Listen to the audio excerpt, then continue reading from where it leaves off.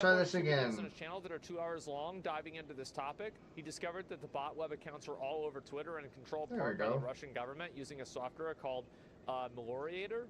Yeah, I mean, I see this all the time on Twitter. Yeah, it's like there are so many bots on Twitter and so much botting in general on the website. Like YouTube is probably the same thing. I bet you can scroll down here and you can find probably comments that are made by bots even on here. And so YouTube has it everywhere. And now you're going to see, oh my God,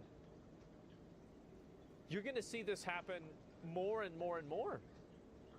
They're called sock puppets? Yeah, I know. You got to look at this guy's LinkedIn profile? Well, I'm not going to look at that right now. This sounds like bias, perseverance. It is. Perseverance, yes. Not controlling content, but creating content. It's funny you say that. I've only talked about the green dress versus gray dress viral videos of Yanny and Laurel clips were an initial test. Yeah, because people can, if they hear something that's different or they see something that they believe is real, they will accept that it's real, even if they're proven that it's not, because they don't want to see themselves as being wrong. It's cognitive dissonance. And so I could see these companies and these different agencies using tools like this as barometers to gauge the actual human psychology of that and to figure out where the extent of it is that they can take advantage of. Because once you know the line, like it's like, for example, like if you guys have like a dog or a cat, maybe another animal, like you see how some people like can handle snakes and they just never get bit by the snakes? You know why? It's because they know all the snake's mechanics. They know that there's like the snake can do 7 things and they're ready for all 7 of those things. Like it's the same thing with a cat. Like a cat's not going to scratch me, maybe a little bit, but because I know what they're going to do. They can do like this or like that. They go like they bite you, and so like you know immediately there's only a handful of things that they can do. And so if the government can build up enough of a profile on the average citizen that they know how far they can go, they're going to push some crazy shit. I'm wondering, how long is it going to be until we have a president that doesn't even exist?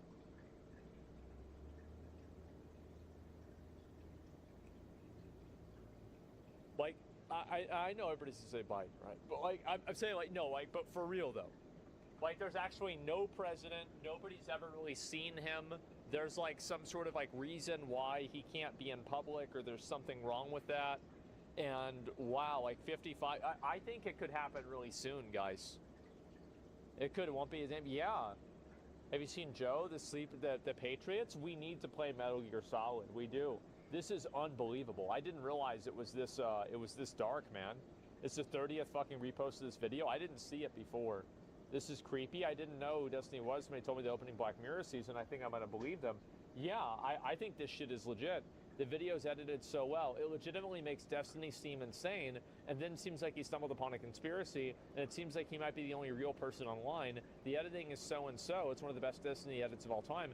No, I don't think that it's entirely fake. I don't. Like, maybe is the guy fake? And this is the problem, is that almost everybody agrees. I don't know about you guys. I don't think that this is 100% real. And I don't think that it's 100% fake. And that's what makes it so interesting. Because it's somewhere in the middle, right? That's the best part. Yeah, is it 95? Is it 5? Is it just a few little things? Imagine the AI edited the video. Yeah, the guy worked for the CIA. You probably wouldn't have a lot of cover. Yeah, true, right? It's a half-real person made by a Ukrainian-Russian cult called Creative Society. They've invented this person. Yeah, this is amazing to me. There's recently been a conversation about World of Warcraft and early access. And the thumbnail here, of course, says Blizzard hates poor players. This seems to be true. Okay, I think it's all... Welcome back to each and every... Looks like it's all working now. I'm just double checking all my videos are up on all the sites, because I am streaming like everywhere. The whole time. But for the most part, it is just going to be talking head. Now, the thing I'm we're going Okay, to talk that about today one's up is and a lesson working. in what not to do from an optics standpoint. You'll understand in a I very haven't streamed to second YouTube what in we're like actually talking about forever. and what I'm referring to, but it is something that So, bears discussing, yeah. and that Then is I gotta get I into hope my that- Discord channel. This is the truth. Is that his video, my video, Let's launch the my game. video reacting to his video, 6 tweets that get 1,000 likes. The Blizzard executives aren't gonna watch and look at those tweets and say, guys, you know what? Let's not do this next time. why we are It's just here. not gonna happen. Now, World of Warcraft: The Sorry. War Within launched a few days ago, depending on how you want to count it. Yeah. People like to use the word early access to say that it launched last Friday. It's late access. I don't like the word early access because That's it's right. not early access. Early access would suggest that the game was set to launch at a specific point and you decided to allow people to play earlier, which is not Yes. what you did. The game launched last Friday and everyone else had to wait an extra couple of days in order to actually play the game. Naturally. 4 days that everyone else had to wait in order to actually play the game. So fundamentally, there is no such thing as early access. I want to get that out of the way as soon as possible. Well, usually early access, like there is early access. Like early access is the beta. That's what early access for the expansion is. It's the beta for the expansion. Early access doesn't make any sense. If the game is fully playable and you launch the game Yeah. technically to everyone, then that's not early access. Early access on Steam has a specific meaning. It Yeah, means the that the game's in game is development. in early access, which means the game is not yet complete. That's right. Look at Baldur's Gate 3, for example. Yes. It launched for years into early 2021. access, and all you had access to was Chapter 1. In And there were 2020. many changes that was made to Chapter Yep. 1, and they used the feedback from Chapter 1 in order to inform decisions that they were going to make in Chapter 2 and Chapter 3. So that's Okay, what early I access is. It's think- basically just a nice word of saying beta. Right? Yeah. Now, Oh, World of okay, so Warcraft the- had The video change here. We'll get out of that. Probably listen to the Culture War. Game is up. I think we're good to go. There we are. And okay, there. Now we're all captured. Okay, I think we're good. Sorry, normally it doesn't take me this long, but like I said, I'm going to try and stream to YouTube today, as well as Kick, Rumble, and Twitch, and we'll kind of see what's going on. So that's why.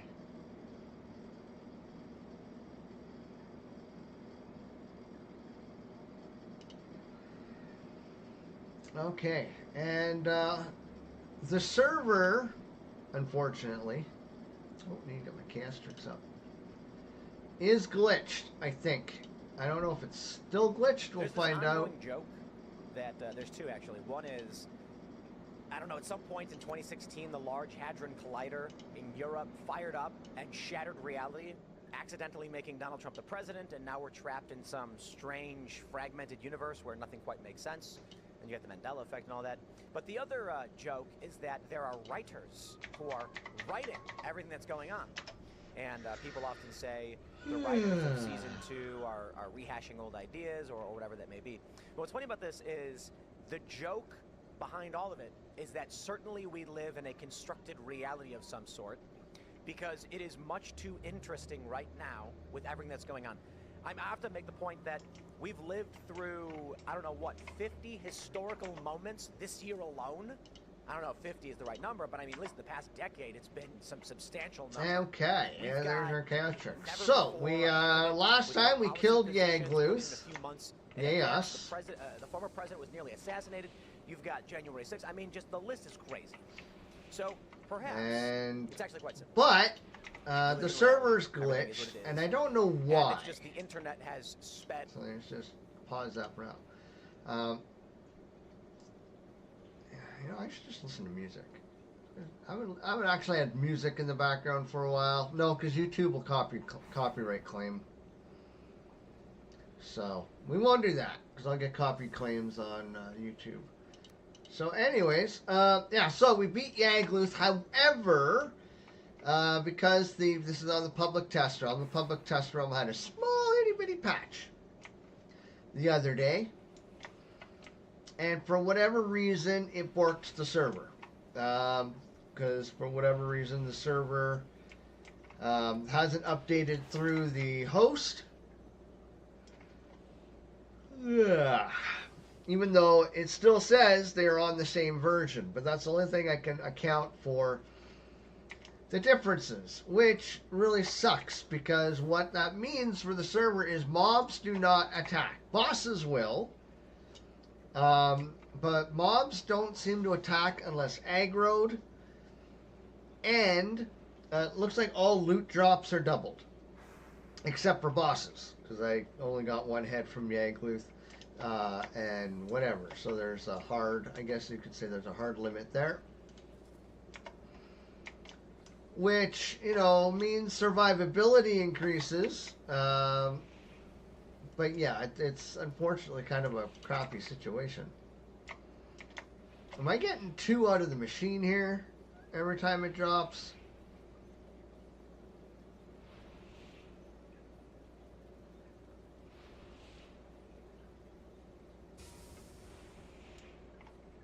Nope. Okay, it's just 1. Okay, good. And I can apparently take stuff through the portal that should not go through the portal. So, 'cause the only mods on the server is Chaos Tricks and Belpin. That's it. The other mods. So now I don't know if it's fixed itself yet or not. We'll go check it out. Or perhaps this is all part of God's plan, and something significant is happening, and we are here and facing a test. Or additionally, we're in a simulation.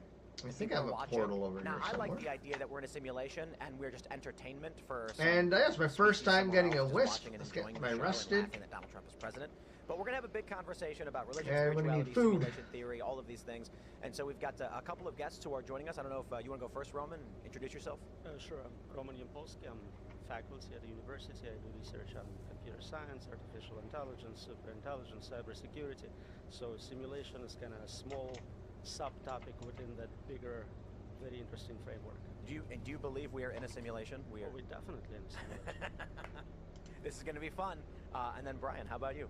Well, my name is Brian Sauvé, and I am a Christian pastor. I need to make out in more Ogden, Utah, which wolf is called Refuge jerky. Church. It's a Protestant Reformed What church, else do I need for and I'm wolf also jerky? the founder and president of a publishing company called New Christendom Press, where I release music. They're not wolf jerky, finishing a wolf book, kebabs. and most wolf importantly for skewer, this conversation, do a couple podcasts. Mushroom and onions. One of them is called. I mean, I could just do jerky, where my but co-host Ben Garrett and I talk about the intersection of Christian theology with high strangeness, allegedly supernatural Onions? phenomena, government conspiracy, and Mushrooms? anything else that interests us, because we can do whatever we want. It's our show.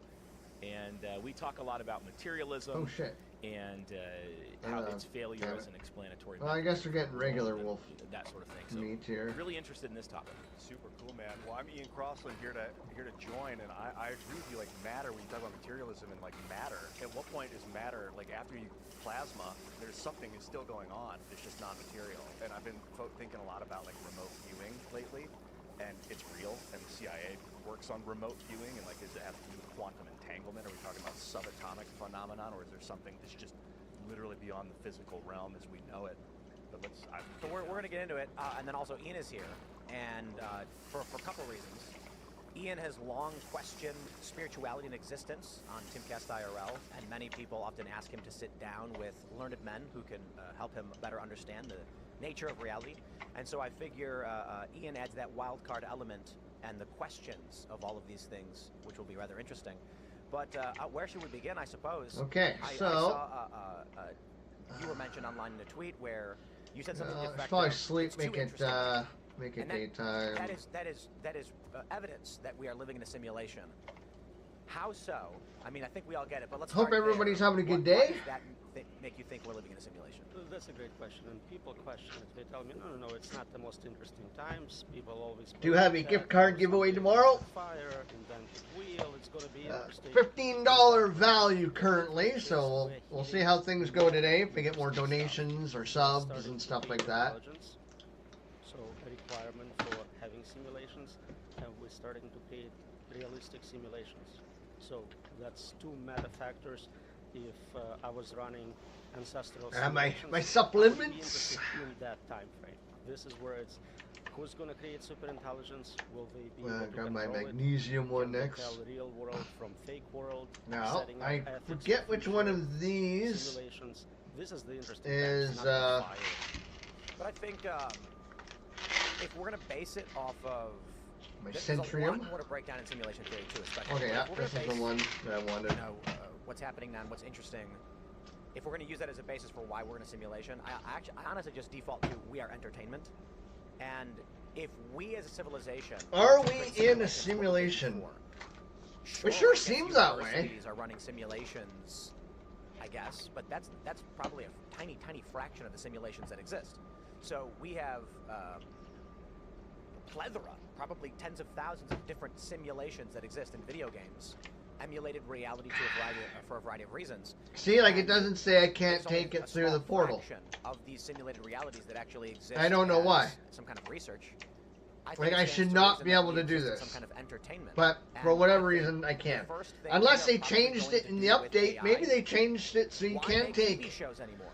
Why um, hire crews and cameras this and stuff lighting through the and portals writers now. when we can just I didn't create look at the patch a million notes. different AI simulated realities, and then But let like I know there's mods that let you do this. But I don't have those mods and you've got a installed. bunch of weird alien creatures or even humans sitting at their computers, and they're all hitting the like button. But I on might as well take advantage of it.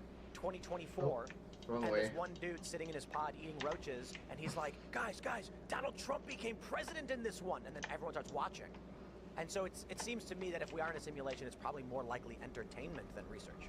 You know, anecdotally, I vaped DMT for the first time in my life, and I witnessed these creatures. Like, first of all, I just saw spiraling shape patterns, like the letter A, the letter F on its side, like a triangle, and like they were. So like yeah, I ribbons think I and was patterns trying to of numbers and tame. shapes, and then these ribbons became. See, like, watch, this Desquito this woman's arm, and she was probably waving won't even towards aggro me. on me.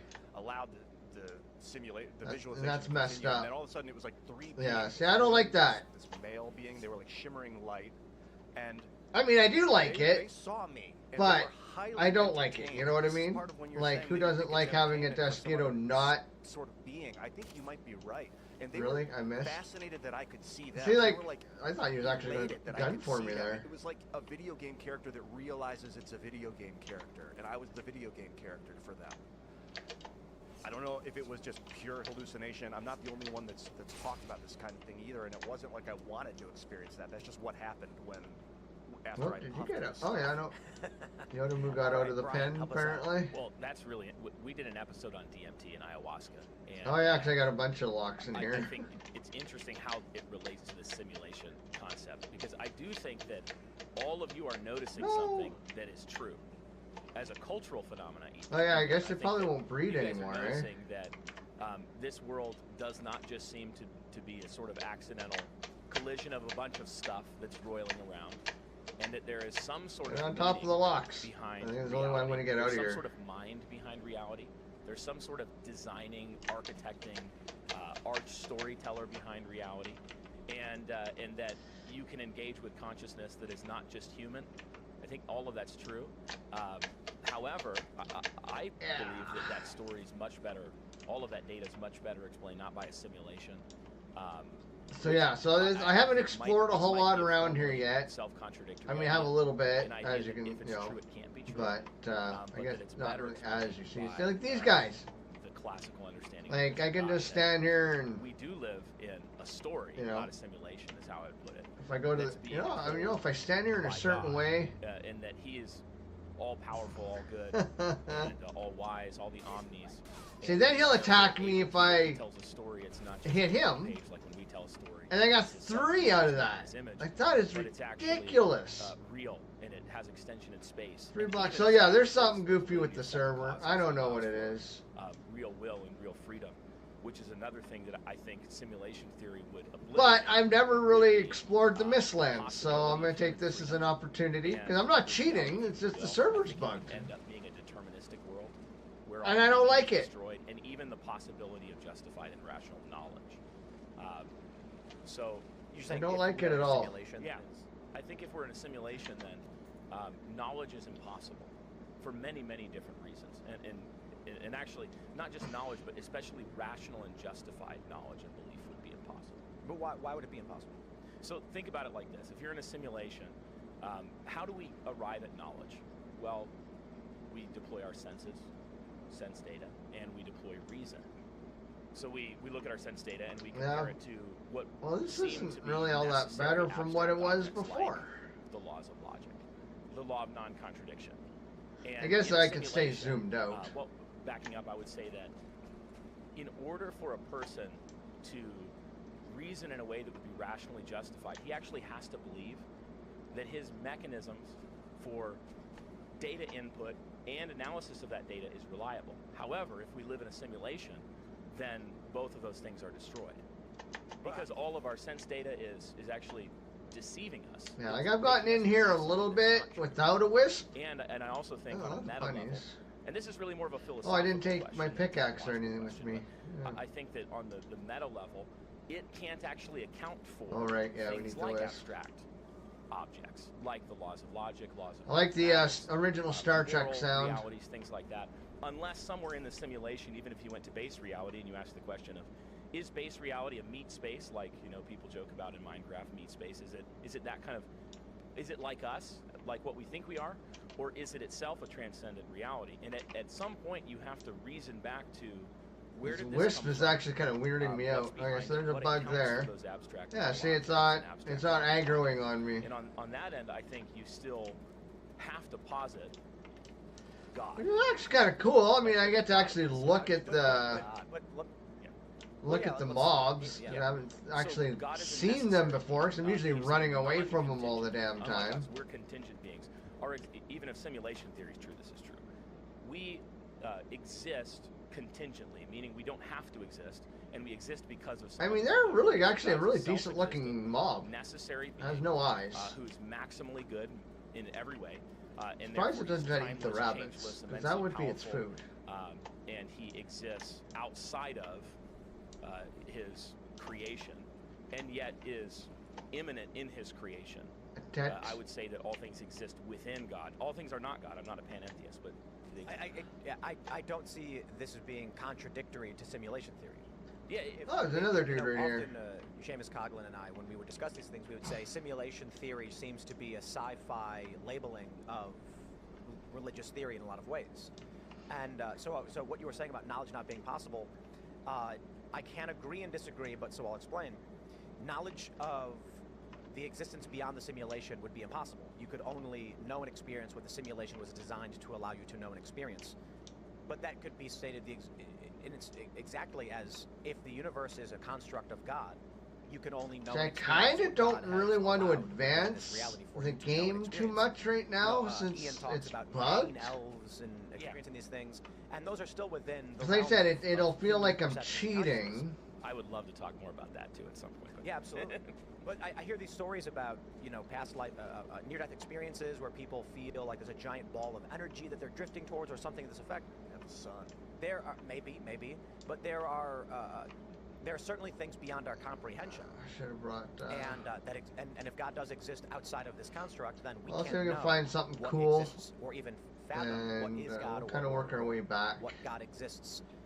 What Grab is my the realm of pickaxes God? and I stuff. see those as just different ways of describing the same thing, be it simulation or otherwise.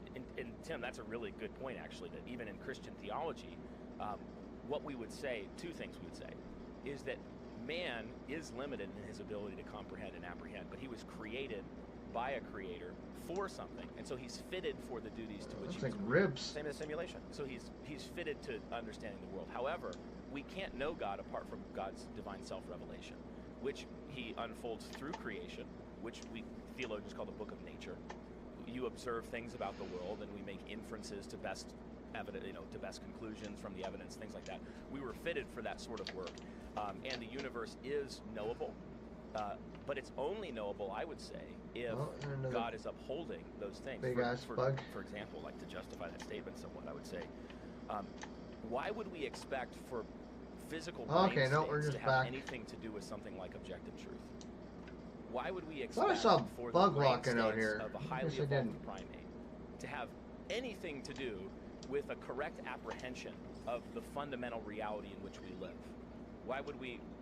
How is matter about anything? How is matter have intentionality? How can matter know anything? There's secular answers to this. Yeah, I don't believe any of them are compelling, just to be frank. I think there are attempts at ascending essentially building a sandcastle from the first grain of sand being just starting with mere stuff, and then spinning out theoretical models where we could account for human consciousness, justify true belief, Yeah, so it's kind of wild. Objects existing like mathematical laws and laws of logic and moral laws. However, I think those things are as uncompelling as if you were to ask an archaeologist, explain this ancient manuscript that you found out in a Dead Sea Scrolls out in a pot somewhere. But here's the rule: you're not allowed to appeal to the existence of any intelligence in doing so.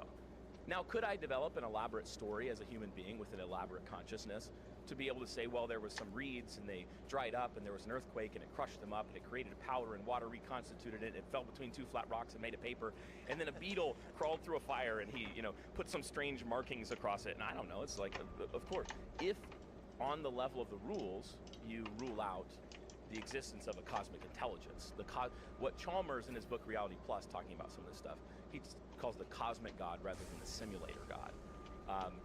Well, then, of course, human beings will come up with some story to explain it, because that's what we do. But I just think the story we'll end up telling will be extremely ad hoc, and it won't have the same explanatory value. So where I get the fourth one from? Cosmic God can explain. I picked up 3. I just put 4 in the furnace. Much more simply and with yeah, there's definitely something Roman, do you want to funky going on. Your view on the simulation that we're in, its purpose, existence, who made it? Sure. So you cover so much interesting material. I want to comment on every part. I know. And I think I agree with all of you, just on different components. So you're asking, what is the purpose of a simulation? You cannot know from inside, and that's to your point. You're absolutely correct. Whatever probably need more arrows. Inside of this virtual world, you probably know what's happening outside, iron, unless you are given privileged access to that external world. So let's make some from of these. inside, we can also consider things more like maybe feathers. it's maybe it's testing, maybe it's some reason we cannot comprehend because we're not smart enough. I know what it is. Keep going. I'll tell you in a second. Awesome. So we need to either break out of a simulation, hack to the outside world, and get real knowledge, or we just figure out kind of based on properties of human abilities. We have brains, we have bodies. What can you do with those things? And then we start. Might as well make all the arrows so that when I come back for a refill, I got refills. Worlds. So maybe that's going to teach us about some of those answers. To me, it's very simple. We are on the verge of creating real artificial intelligence, not a tool, an agent as capable as any human being, perhaps smarter than all human beings, super intelligence. Then a being it would be. runs simulations, just it's thinking about future states of the world. It creates very realistic states inside of its mind. Millions of them, billions of them. Some of those internal states are thoughts about other agents, about humans. If you do it in enough detail, you essentially have this world. You're thinking about lots of people who are conscious agents in the world making decisions. Maybe it's predicting economic states of the world, maybe political outcomes. But this is what you do. You run simulations and you think, well, this guy will do this and this group of people will do that. That's a boat. I wonder if I should just grab another this is what you get. portal. Lots and lots of simulated worlds with possibly conscious beings. And we can talk about what that means to be conscious. But this is basically my belief. I think we get now I gotta have this technology. Make I can farm up here's stuff. The most interesting aspect of it. So oh, go ahead. Just to, if anyone's questioning whatever it's simulation, let's say in 10 years, 20 years, technology to run realistic simulations is available to me. It's affordable and it's so high quality you can't tell. I pre-commit right now to run millions of simulations of this exact moment, placing you statistically in one of those simulations. So even if right now there is still a low statistical chance of it, eventually you are guaranteed to be in a virtual world. Right. This is one of the most common arguments that you hear for simulation theory, and one of the earlier ones that became became popular. The fact that we can, right now, literally in our reality, create these simulations, and we're getting to the point where it's going to be indistinguishable, especially with something like Neuralink, then the likelihood is greater that you're in a simulation. Too than you are hard. not, and that's why a lot of people believe this. But let me give you Too one thing. hard. So I was thinking about Terminator. Like right? being around We've all a seen bunch the of Skynet naked goes, just 18-year-old women. decides to wipe out I get humanity. too And I think hard. that's an absurdity. The idea that we would make an AI and then it would be like, and now I will go to war with humans is stupid. We create an AI, it's going to need humans to perform labor to sustain itself, along with its other mechanized components. It Yeah, would see, probably two seek to control and meats. I utilize should only get humans. one meat. And in that, the incentive of the AI would I actually mean, you get be more to than keep one humans docile and happy. of the furs. So you'd probably but- get the AI would create simulations or entertainment or things to keep humans perpetuating or providing its own services. But in thinking about that, I said, how do you avoid a Terminator scenario in developing AI? If we were to create an AI program and we're trying to get to artificial general intelligence, the point at which it looks and can behave exactly as a human, way beyond human capabilities, but to a human they wouldn't know the difference. That's a lot of work and a lot of risk. You unleash something like that into human civilization and you may end up with a sociopath that wants to make everything just corn. You know, the AI's incentive may simply be maximizing, you know, the most efficient path to human gratification. And in the United States, we subsidize corn to an insane degree. We do so much with it that the AI may do something ridiculous and just be like, there's no point in dealing with anything else if the That's just score regular is stone. corn Yeah. production generates a, you know, plus 17 result, and then Corn is everything. it's everything. Corn Because is God. it's possible the AI just looks at all things as it is able to analyze and assigns a value to each based on whether something is a positive or negative reaction for humans. I'm not saying corn is it. I'm saying it could be something as absurd as it just goes, humans love subsidizing and producing this product. And so it just redirects society in that direction. And then before we realize it, we live in crackpot corn reality. But so I was thinking about this, how do you avert evil or broken AI? Well, what I would do is I would create a simulated reality in which each AI iteration exists as a conscious entity, beginning with zero knowledge, and it would simulate a human life, this artificial intelligence, hello, kitty. and all 7 or 8 billion would experience various types of life that it could live. And the AI constructs that are within each individual within this one simulation interacting with each other, each one that is evil, malicious, or insane would be deleted and removed. Each that was studious, industrious, and capable would advance to an android body outside of the simulation. And so if I was seeking to create robots that would serve humanity, an android that will clean my living room or create nuclear energy or run power plants or do good governance, I would not want evil. I would not want sociopathic or fractured. I would want empathetic, studious, intelligent, pragmatic. So I would run all of the iterations of AI through a simulation.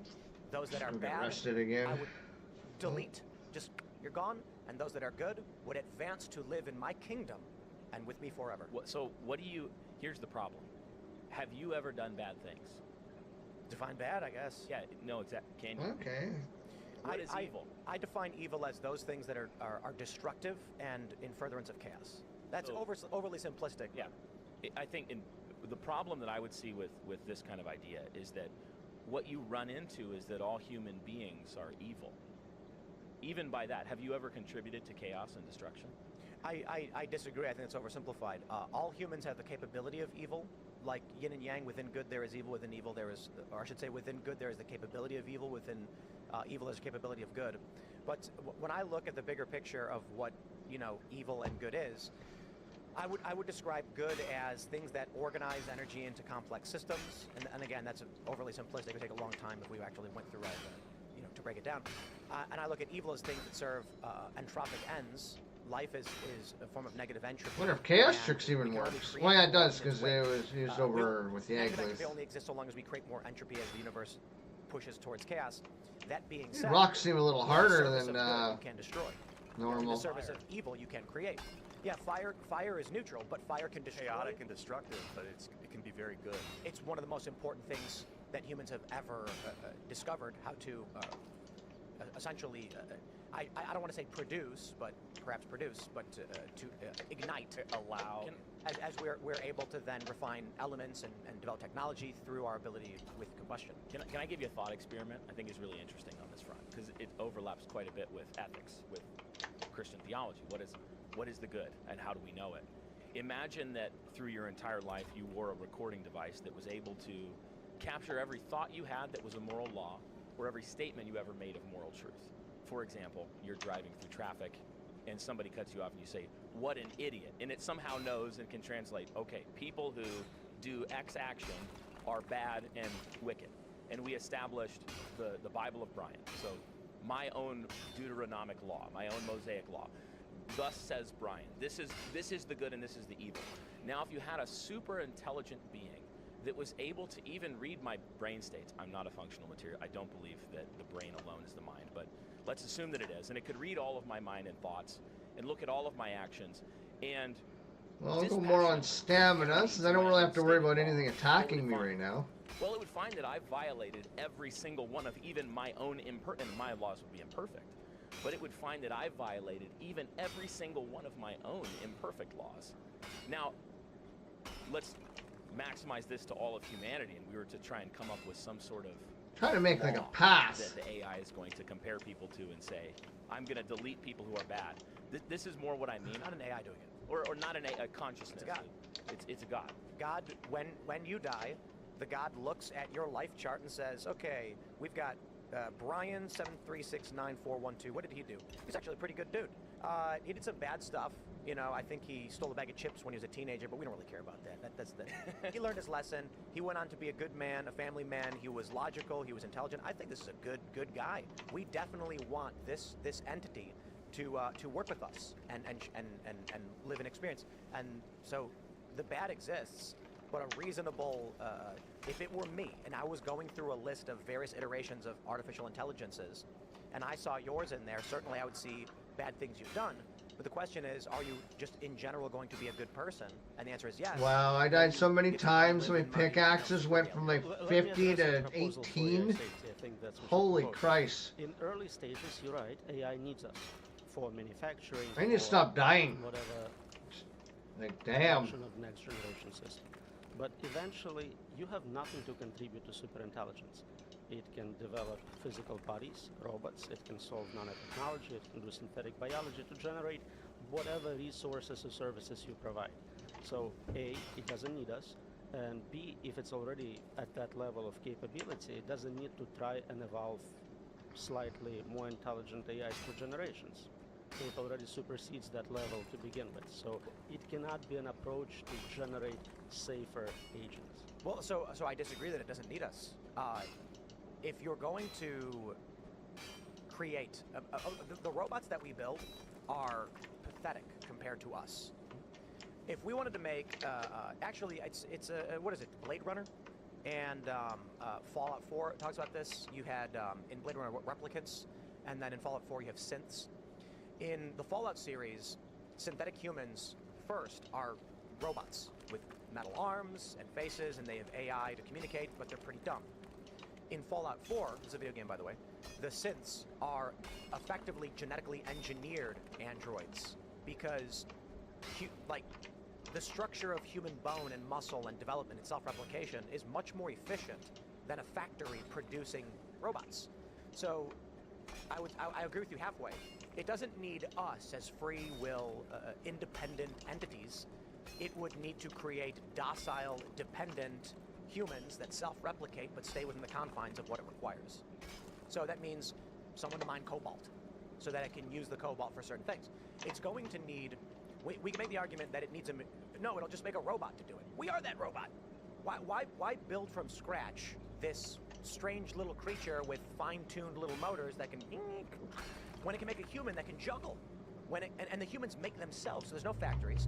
The humans collect free energy, reproduce themselves, and as long as the AI controls the culture, society, and the knowledge of these creatures, they will do the dirty work to help sustain itself. It would make a lot more sense to have direct control. So you have superintelligence, you have 8 billion bodies, control it directly. Why go through 20 years of learning from scratch? Why give you choice not to perform useful work.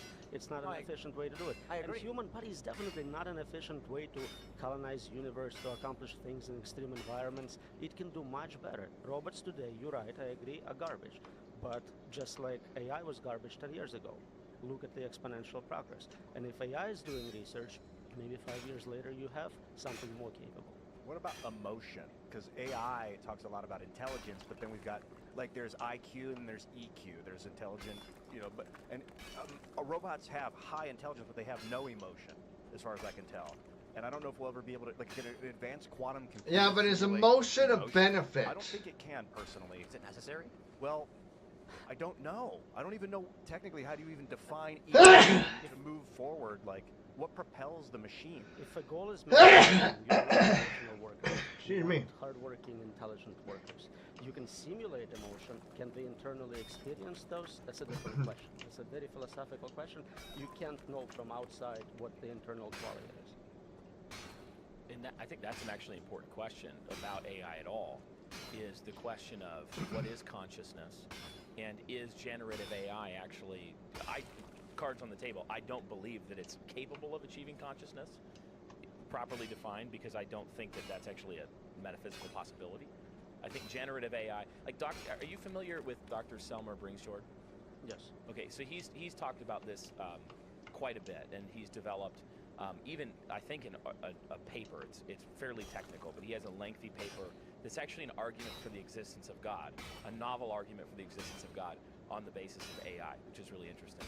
I couldn't do it justice, but it's Well, something AI that would if technically you were to be take the God best if that we it's can do with sufficiently AI advanced and put it in a robot and all to that us. stuff, and then look at it and compare it to human consciousness, you would be Just really go forced to back ask and get the my question rested. of human Probably consciousness. speed this up a Well, bit. where did all of the other stuff come from? All the stuff that's not in that. Where did it come from? Because there's What stuff? like what we're talking about here with like will, the ability of justified true belief. These sorts of things I don't even think they're possible. Like the Searle's Chinese room, I've never been satisfactorily convinced that claiming that the system knows Chinese evades the force of that objection. What's that? The Chinese room is a thought experiment. It's an old one and you might know more about it than I do, but it's an old thought experiment that basically attempts to simulate in an understandable way to a person what's happening in a computer. And so it imagines that there's a room in which you put an English-speaking man. And the English-speaking man he has a somehow exhaustive volume of rules that teach him in Chinese characters, explained in English but with Chinese characters, to explain what to respond with when certain symbols come through a slot on the door in paper. So a Chinese speaker outside of the room puts a piece of paper in the slot with a Chinese sentence on it, or paragraph, or whatever. And it takes a really long time, because he's slow, he's a human, he's not a computer. But he compares it to his book of rules, and he responds with the ideograms, the Chinese ideograms that the rules tell him to respond with, and he puts it out of the slot to the Chinese speaker. And the Chinese speaker assumes that the person in there is having a conversation with him or her and knows what they're saying. But he doesn't. He has no idea the content of the Chinese sentence that he received or responded with. And Searle's point was this is analogous to a computer, or even I think neural networks, any kind of computing. Is going to be able, through rules and input and training, and I'm gonna have to head back to input, repair it's going to be anyways. able to formulate responses and through reward structures optimized towards beating a simple Turing test. Then I probably won't find my way back But it here, doesn't so actually know we'll have Chinese. It doesn't know what it's doing. improved my mining ability. Without a point of reference for what any of these symbols represent, then the individual, I think it's easier to explain with math than with Chinese.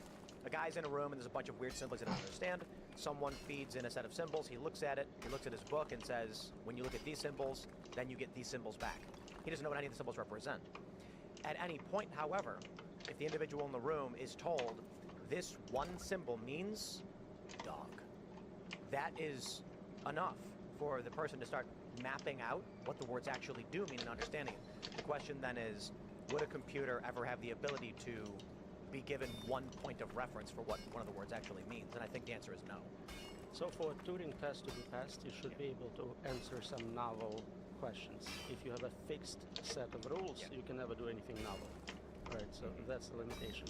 Interestingly, large language models present a good experimental evidence that just from symbols, just from text, you can learn about other modalities. Trained on text, they were able to produce visuals. With programming language, they would create pictures and could answer questions about that 2D or even 3D world in visual space. So clearly there is some limits to the Chinese room argument. Oh, I think the Chinese room argument, the point of it, and again, like I'm a Christian theologian here. I'm not an AI expert with Dr. Yampolsky's decades in the field, and I could not sit down and explain front to back how to build a neural network and all.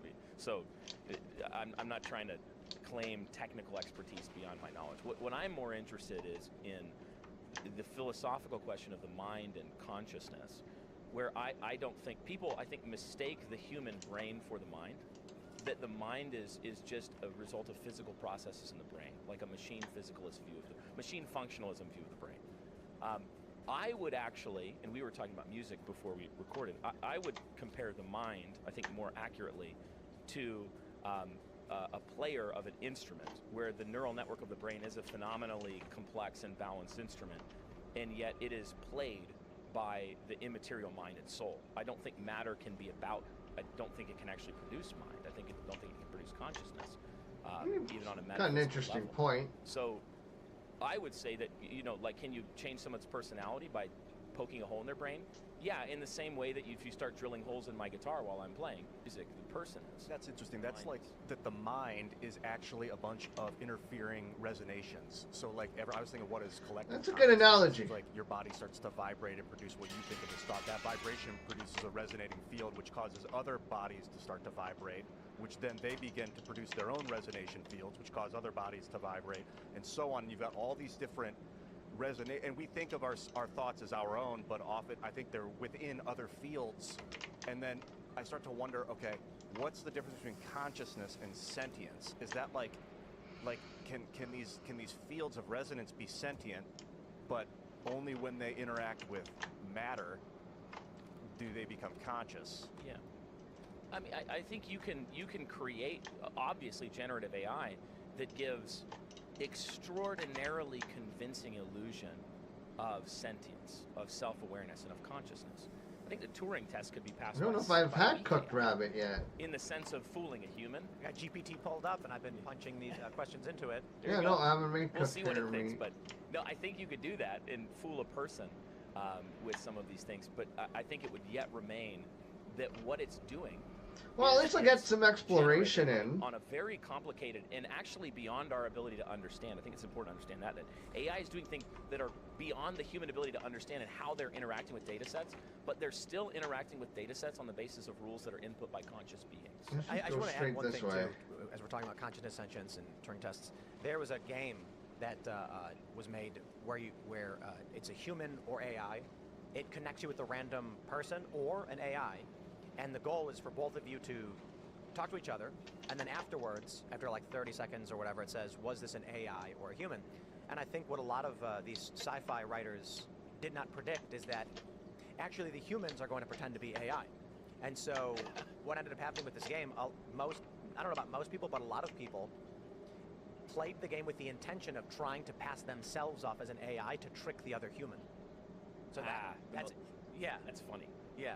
See, that's Well, that's a human bug creativity here. at work there. Yeah. Can we build Trying to emulate what the AI would say, and they would do it by beep boop beep. You're like, well, no, I mean humans will use shorthand, acronyms, slang terms. The AI might pick it up, but AI responses are very constructed. So if you said, someone would type in, how do I know that you're a human? And a human would be like, because you're effing dumb. Idiot. it would like, troll you. No, like a human is going to say something like, IDK, I just had a cheeseburger from McDonald's with extra mac sauce. I guess that makes me human.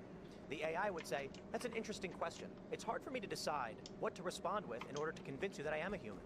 So when, as a human, you answer in this formulaic, robotic way, they say, you're an AI, wrong. Yeah, to dispel with the roboticism, like, can you build intelligent systems that vibrate and cause resonation fields that self-interfere? to allow for a sort of consciousness to develop? Can you explain what he's saying? Sometimes it's good to say I don't know don't know what anything that about means. this topic. I have no opinions of things I'm not an expert in. I think part of problems in society is that everyone claims expertise in everything.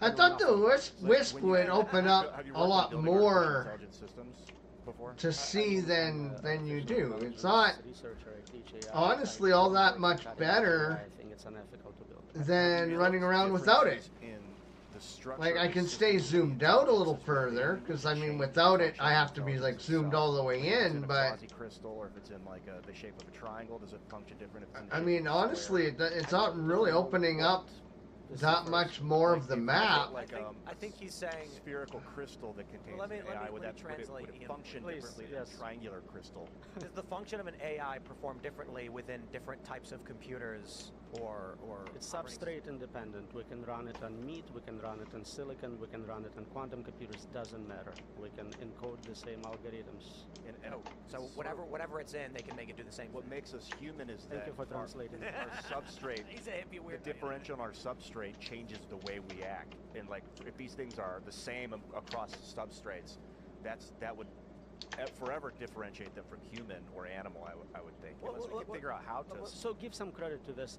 We do believe that quantum computers would have capabilities that Neumann machines do not. So there is some degree of belief wow. that certain substrates have more capabilities, and some people. So I'm probably going to get a lot quantum extra weirdness of this with stuff consciousness and with related. than I would otherwise as well. Yeah, I mean 35 already out of just a couple of That's pretty plants. interesting. So here's the question I have for you, Ian, and I suppose Yeah, actually 13. for the panel is this. You know what Ian is basically asking in a very weird way is the structure of the machine itself. Yes, it is be a human. Its shape or its Well, components it's will then technically change the way the computer superhuman. operates.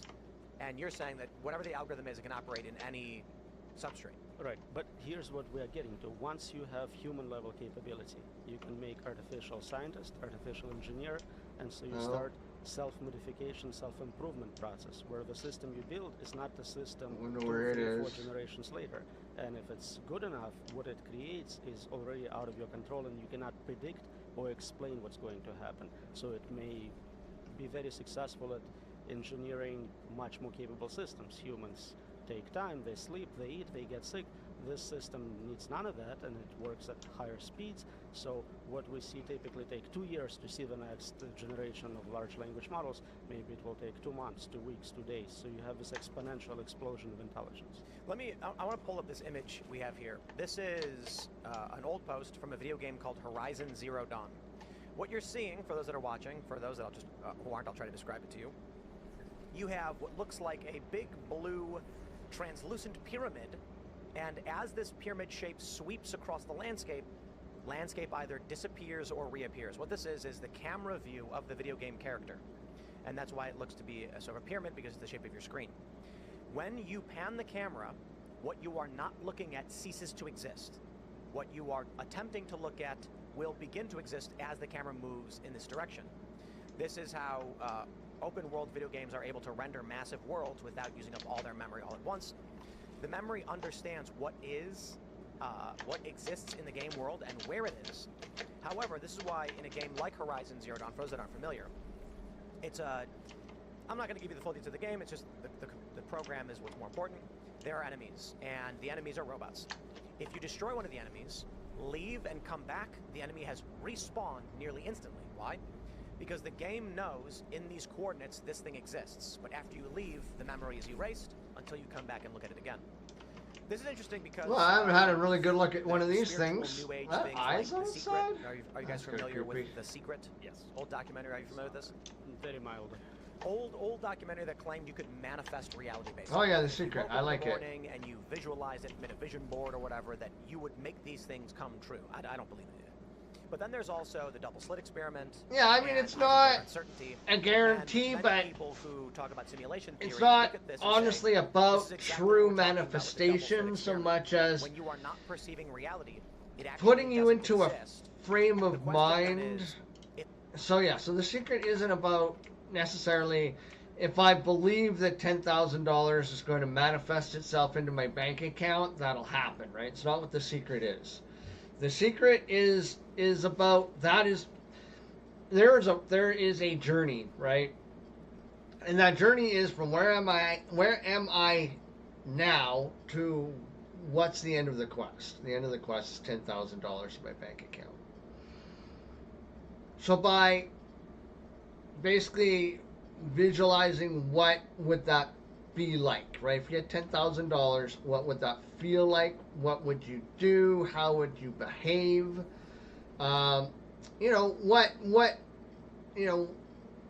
What behavior got you there? And the idea is to get you in that behavior now so that you can get there. So the secret isn't about all of a sudden, you're going to have $10,000 in your bank account. That's kind of a false premise, and unfortunately, there's a lot of people that do get it wrong and don't understand. And for all of the stuff that Tim likes to talk about, as far as what he can visualize and see and stuff like that, there are some concepts he just does not understand, and that is definitely one of them. Okay, so what is this place? We got a mysterious text.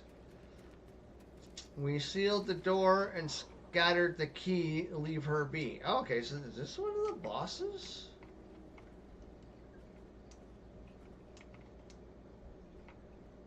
That might be. I wonder if that's for the queen.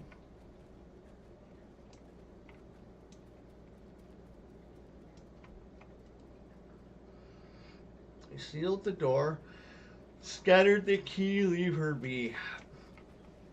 Yeah, I mean, if the queen is already somewhere and is kind of secured, then yeah, why would we fuck with her?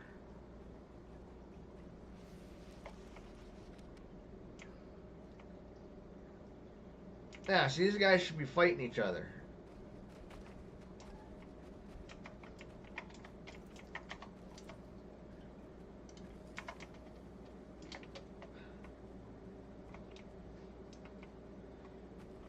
I wonder how helpful they'll be.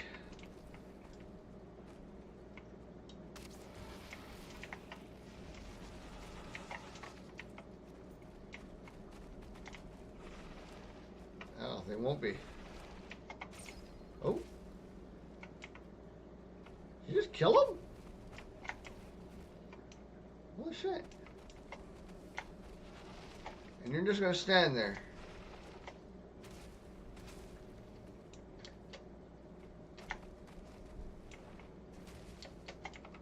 See, you just gotta crunch the tree for me.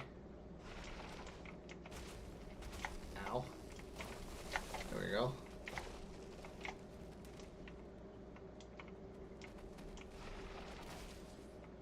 So probably won't win in a fight. Come on, fuckers. Yeah, so that's definitely bugged.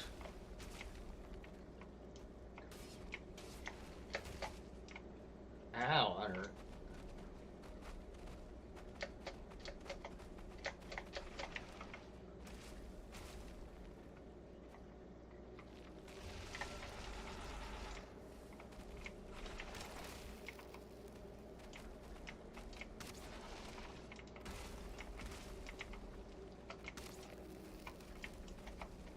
I'm gonna pay for that.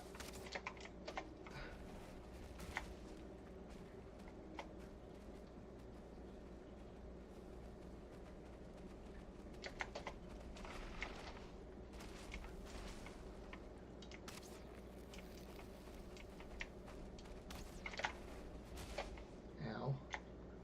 I gotta learn to roll more. It's one thing I don't do enough of is rolling. Yeah, okay.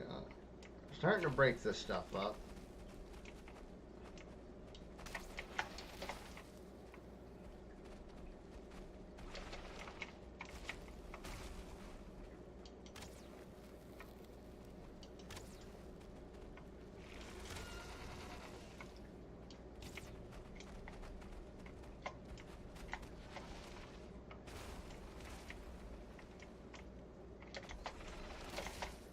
Thank you.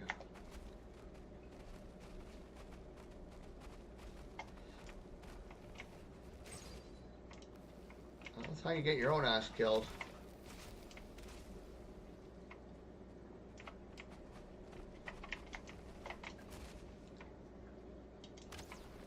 Can't take too many more hits like that.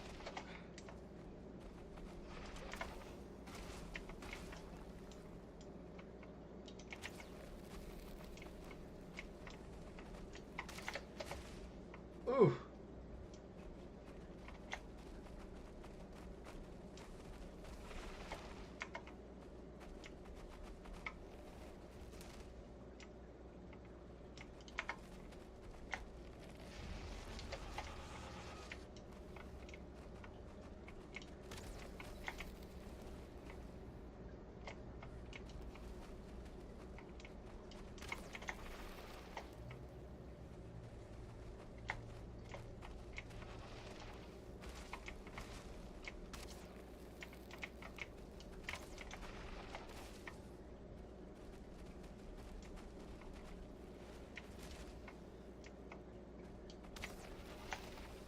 Jeez, when you think you're far enough away.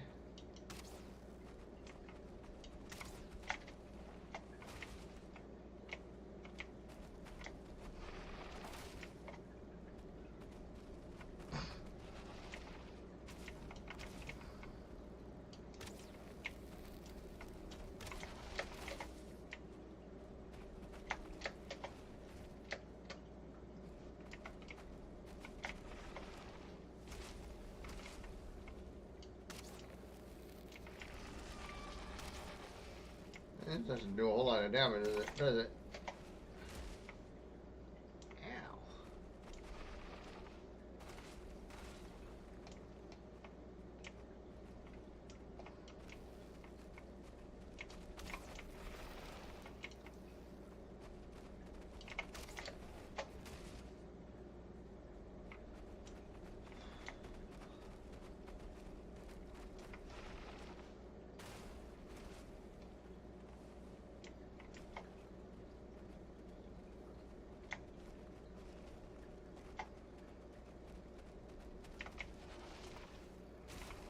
Thank you. Oh, missed that one. Little bastards can move, too.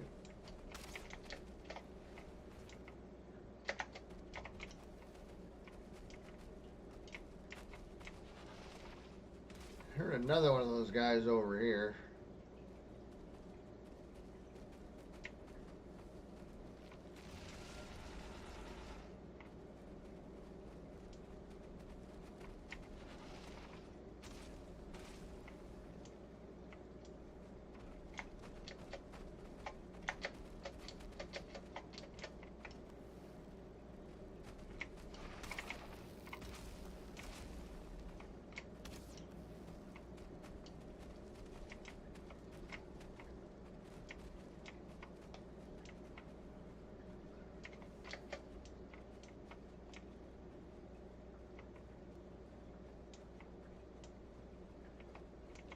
Find some of that iron or something.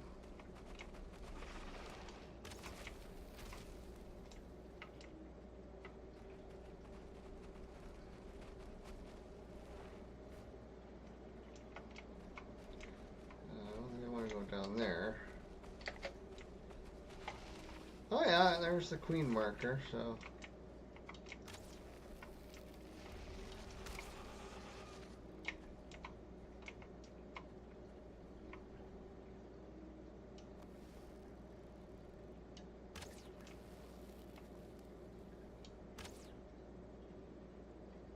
I think I got tired.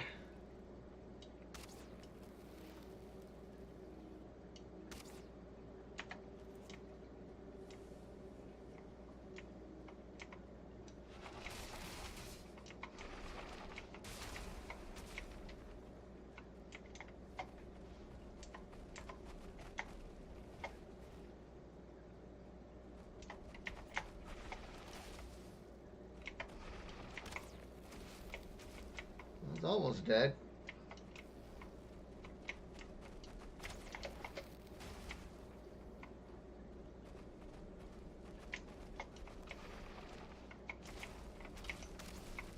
Getcha, biatch.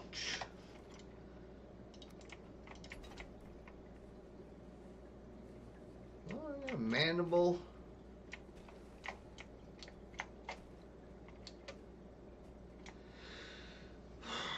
Whew. Oh, that's kind of stressful. Okay, so these guys are very passive. Maybe I need to go back, double check in the settings. Don't get lost. I will get whatever I want.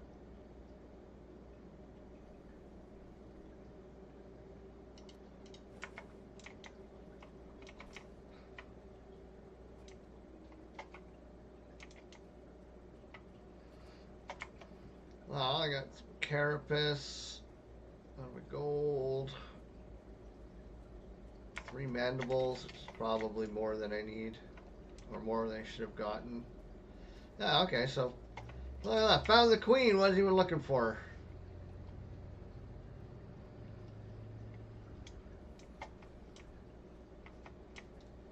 Let's kind of head back.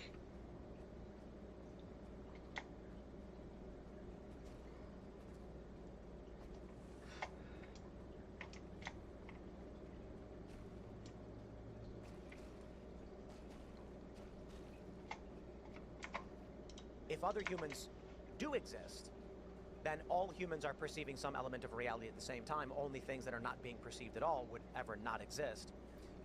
To not get too deep on this before we get started, the general idea being, when people look at how we create our own simulations so that we can play video games where in this world it's a post-apocalyptic scenario and you're, pulling parts out of robots, they say this is basically what our reality is too.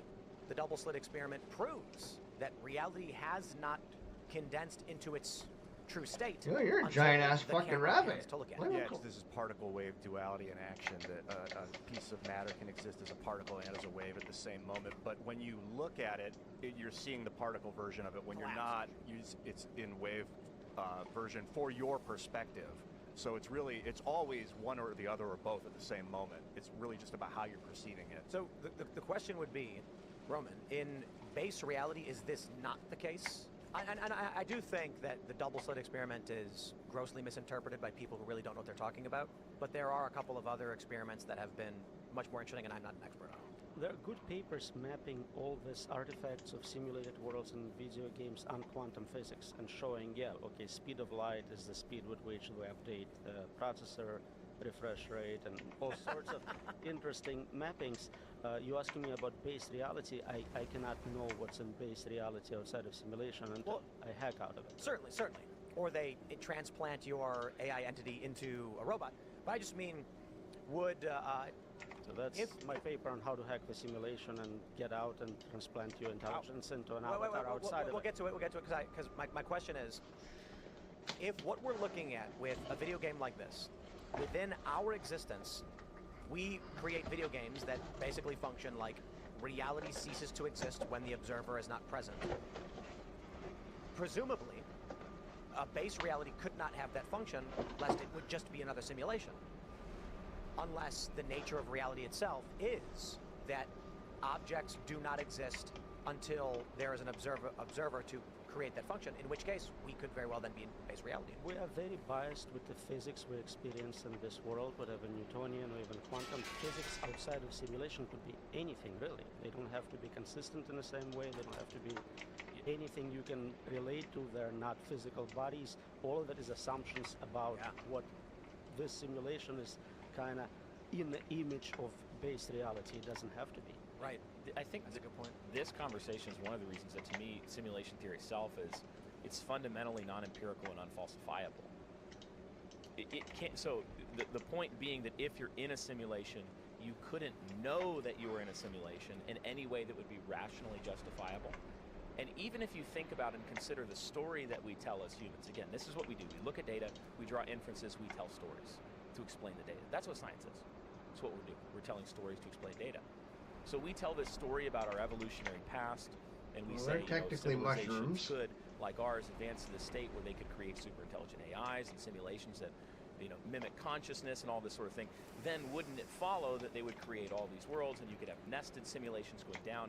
Then wouldn't it follow from the bland indifference principle that there are going to be vastly more artificial digital consciousnesses than real base reality consciousnesses?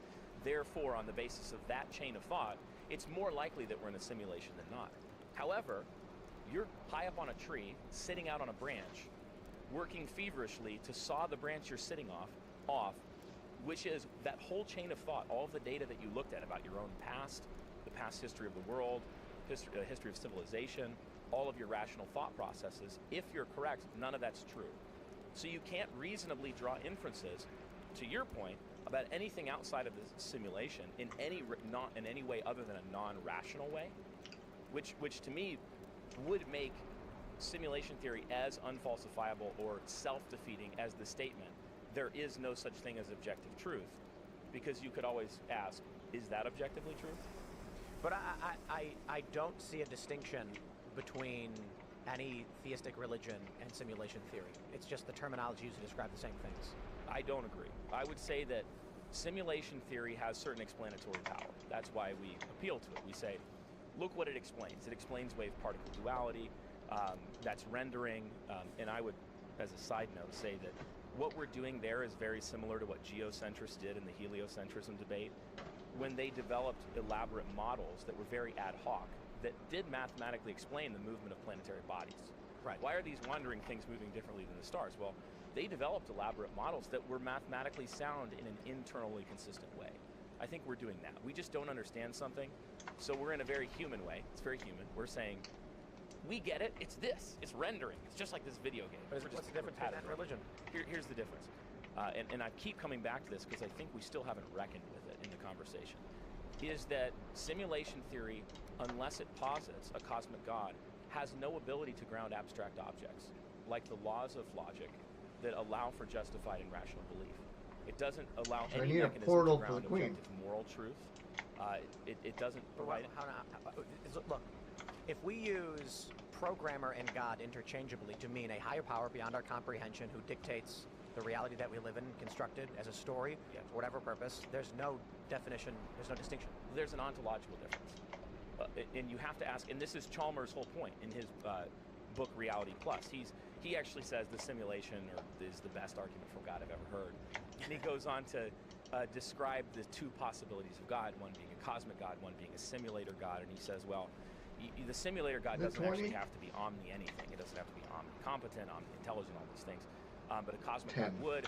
So I would accept the simulator God, but not the cosmic God, for the reason that I don't believe any being could be capable of being worthy of worship. And so the cosmic God would be worthy of worship. So that's his reasoning. He'd have to explain that. I think it's not that compelling. Yeah. And Parker Sedekase and James Anderson talk about some of this on their work in AI and simulation theory from a philosophical and Christian perspective. But the difference is that, so you reason back leftward in the chain back in history and simulation theory. You have to end up with a base reality. Now, either that base reality is physical. It's fundamentally like ours in some way. It has computers that are physical. In which case, you still have to answer all of the philosophical and theological questions about, in that world, how are the laws of logic grounded and sustained? In that world, how are any abstract objects sustained? Or you reason your way back to that leftward thing, the base reality, is actually a transcendent reality. It's not physical at all. And that when we're talking about computers, what you're actually envisioning is simply a divine mind. And that would be something like Berkeley's idealism, philosophically. So in this whole conversation, I think what you have is, if you've ever seen the meme, where the scientist is, dragging the sled up the mountain, and he gets to the top, and he's like, I've figured it out, the theory of everything that unifies all of physics and human thought. And then he looks over, and it's like a Christian pastor sitting there. He's like, hey, welcome to the top of the mountain. You've reasoned your way back to an abstract, necessary being who's self-existent, who is omni all these things, who's the only way to rationally justify abstract moral objects, the laws of logic, any of these things. And basically what you've ended up doing is, and this is why I think it's such an interesting conversation, you've become a theist.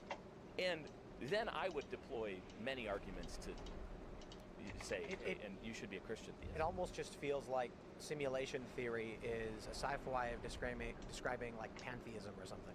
Yeah, with pantheism, like, I think of God, well, it's in one way as a vortex at the center of the universe, reversing entropy, pulling things towards each other. But then you study Nassim Harame's Schwarzschild proton and see that every proton mathematically is two protons revolving around each other at the speed of light with a black hole in the center. That's true? A vortex, yeah. Now, we should have him on someday, Nassim Haramein. Roman's giving me a look. You check out his Schwarzschild proton Send me the link. paper. Here's That sounds like Yeah, but fascinating math. Here's a thought experiment I think you can perform. Take simulation hypothesis as it's described by Nick Bostrom or any other scientific The Queen, go to Her a Majesty. primitive tribe somewhere in the jungle. In their local language, explain it to them. And then they have no writing, so they orally transmit it for a few generations, come back 500 years later. They basically have religious mythology all the other cultures around the world have. Cargo cults. You familiar? Of course, yeah. So that's what you're going to get. And if you look at different religions, they agree on many of those fundamental concepts. There is a greater being somewhere in the universe. This world may not be fully real. It's some sort of a test. Be a good person. That's great, but that's the same idea in a language without specific concepts for computers, for AI, for programmer, for ethics. So we're all in agreement. We're just using different vocabulary. I want to clarify something for people who don't know. Cargo cults were, I believe it was World War II, correct? There were islands that had, with natives who had not been contacted by modern civilization, and when they saw fighters, planes flying overhead, they built effigies to worship these things, hoping they would come back. They thought they were deities or some kind of, god. I got Just dudes in airplanes. a general The question. planes brought free stuff. Right. It was bringing stuff. They'd land, supplies would come, and they'd worship and be like, bring more, bring more. General question on simulation. Like, I can tell pretty obviously that our senses, our body is sensing matter, vibration, and it's simulating the vibration as senses, as sight or as sound. So the body is like a simulator simulating the vibration of reality. But what is it? What does it mean to be in a simulation? Or how do you perceive that we might be in a simulation? What does that mean? To me, it's like you're playing a game, a really well-designed game where the quality of rendering is similar to what you expect reality to be.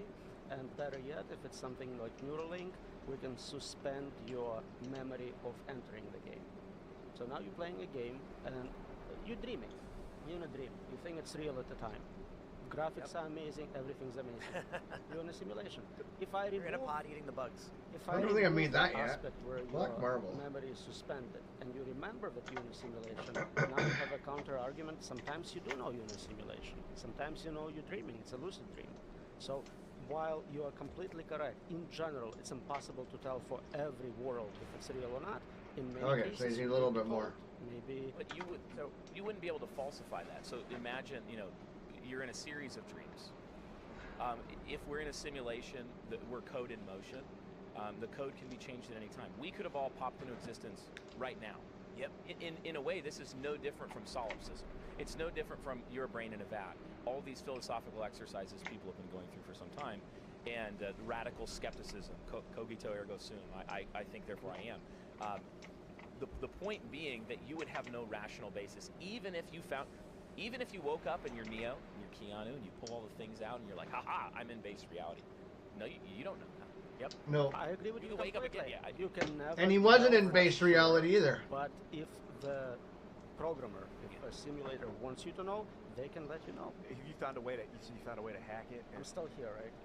I think so. He hasn't I can't tell for If sure. at some point during the show, Roman transforms to a being of pure light energy, You said, you've got a paper. You said your paper talks about hacking the simulation to perceive this more as a lucid can I- experience. So I make an assumption that without looking at evidence, let's say simulation is true and it's a software simulation. What can we learn from cybersecurity, from hacking video games, virtual worlds, which can be used here to try and find either bugs in the system or somehow exploit those bugs?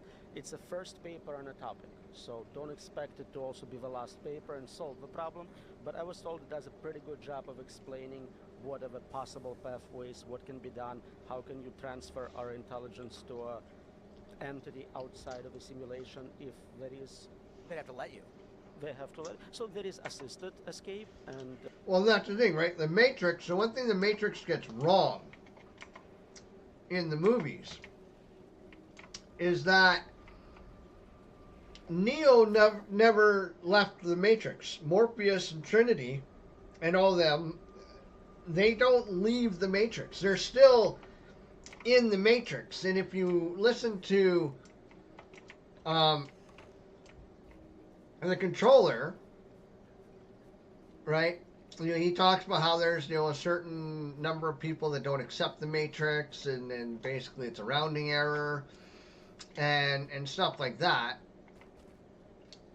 Even he does not admit that Neo has left the Matrix, or that in fact he makes the argument that Neo is still in the Matrix, but believes that he's not, because that that's the only way to kind of keep it from all falling apart. And so when Neo gets out of the Matrix, right, he's able to stop the hunters, but that a normal human could not do that, and a superhuman couldn't do that. Unless, I mean, he would have to have some sort of implant or something like that that would basically allow him to interface with the Matrix itself, which, I mean, is entirely possible, because you're still going to have those implants in you, but I don't think that's the case.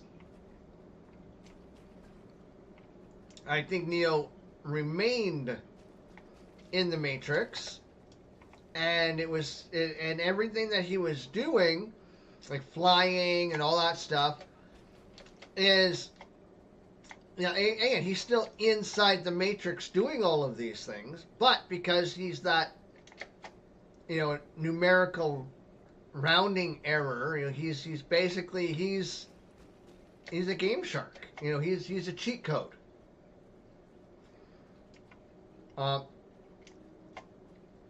But he's still there. He's still being farmed as a resource for the Matrix. He's still providing his body heat, as a form of energy.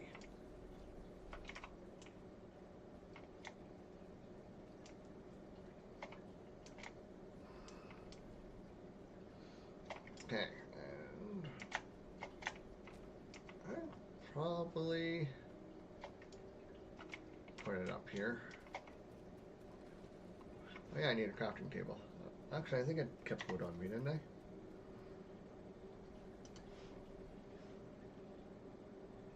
Nope, I did not. Okay, well, so you can go find some.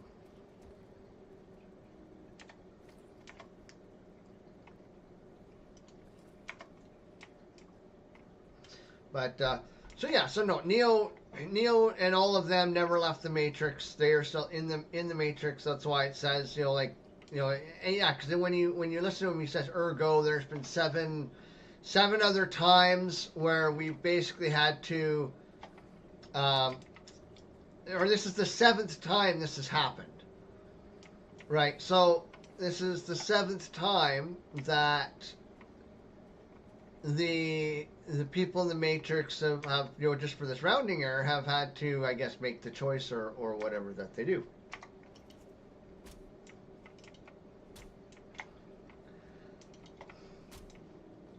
And they've had to destroy Zion. And then they pick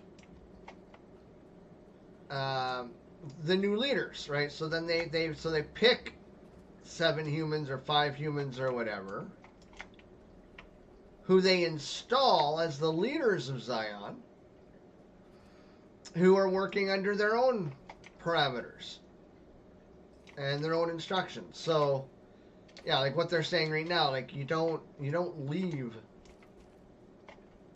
Oh, is that the other road I was working on? Oh, it is too. Oh, look at that. It's fucking damn near right there.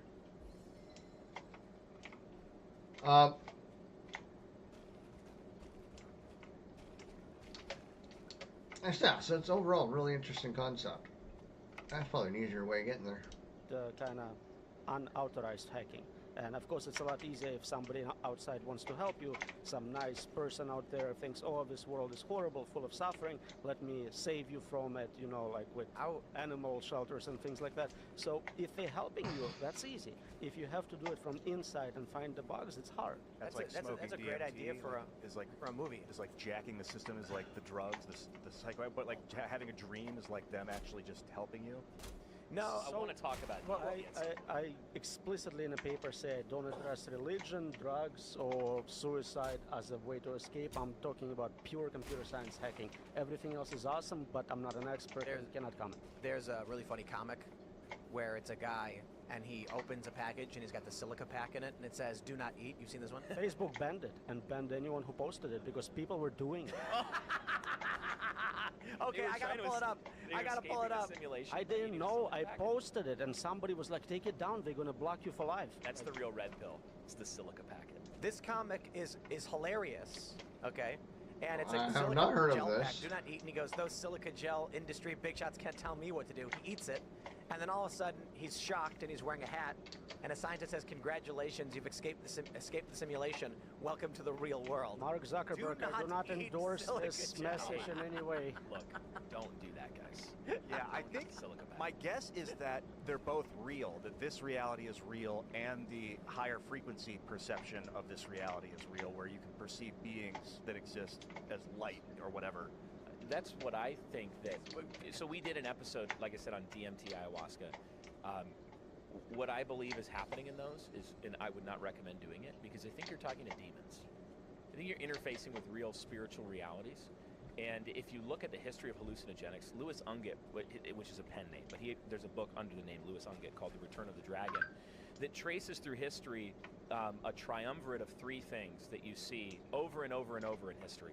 The worship of serpent gods via hallucinogenic drugs and human sacrifice.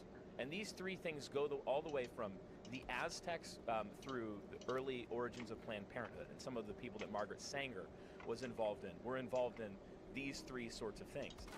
So my thinking is that imagine that you had ancient, undying, malevolent spiritual beings bent on destroying God and destroying him anywhere they saw, particularly in the face of man, his image bearer. And they wanted to deceive, destroy, and steal, kill, and destroy, like the Lord Jesus said. What would they do? Well, I think they would do all sorts of things like that. I think they would say, hey, take the DMT and you'll get to a higher level of consciousness. We'll show you knowledge. We'll bring you down this pathway. And then ultimately you find that man is not just a thinking thing, but a worshiping thing. And he can't not worship. He can't not establish something as ultimate and orient his entire life and worldview and worship to that thing. And so they demand the worship of that thing and then influence humanity in ways that's deeply destructive along the lines of human sacrifice and chaos and all of these sorts of things. On a meta level, when I hold up those two stories, the Christian story and the simulation story, I just find that the Christian story explains all of it and then some things that the simulation thing can't explain, and it explains it with a much less ad hoc. What do you think Christianity can explain that simulations can't? It explains the existence of a necessary being. It explains the nature of our being, who we are, where we're from, what we're for, why people do the things that they do, both for good and evil. It explains abstract moral objects, like the existence of objective moral realities, not just subjective, where, let's say, 99% of humanity or simulation consciousness things agreed to do something we would call evil. Who are we to say? You may be running into the same problem then, that it's internally consistent but wrong, like you were saying about a geocentric universe. I don't think that it's just internally consistent. I think it's also consistent with external reality. And actually, simulation theory itself destroys any ability to do rational thinking by comparing anything to external reality in the first place. But it doesn't mean either is right or wrong. Not on its own. But like simulation theory may leave us in blind ignorance, but it doesn't mean that we are internally consistent in following anything else. No, I don't think that we're internally consistent. I think that sin has corrupted every part of what it means. Consistent. Yeah, in either direction. I think sin has corrupted every part of what it means to be human. So man, socially, familially, interpersonally, psychologically, intellectually, in all of these different ways, I think sin has affected human I feel like what I'm getting out of what you're saying is that simulation theory, in the sense that a higher form or certain, race of beings existing in a reality has created a sub-universe, as opposed to Christianity, which is we are in the base singular universe for which the necessary being has constructed for a reason. A necessary being is being that must exist. So in the simple sense, I think you're basically saying simulation I theory need a bio has break. a I'll race be of right beings back. or being who uses a computer. Yeah, where the simulator gods are actually not necessary beings. Experts They're in using for tools another and chair. technology. And it would still, so first of all, we're basing that story on observations that cannot be true if simulation theory is true. Therefore, that's an irrational way of thinking. And secondly, even if we were to accept the story and reason back, we would be confronted with all the same philosophical, ethical questions that if base reality qua base reality is what it is, we're still faced with all those same moral philosophical problems, and you still find the techno-futurist or techno-philosopher sitting down and shaking hands with the pastor. And So in Genesis 1 it says, in the beginning God created the heavens and the earth. So it kind of feels like even if we are in a simulation, we may be 1 billion layers down in the simulation, and Christianity is still right, God's still real, because once you get to base reality, you still have the exact same question.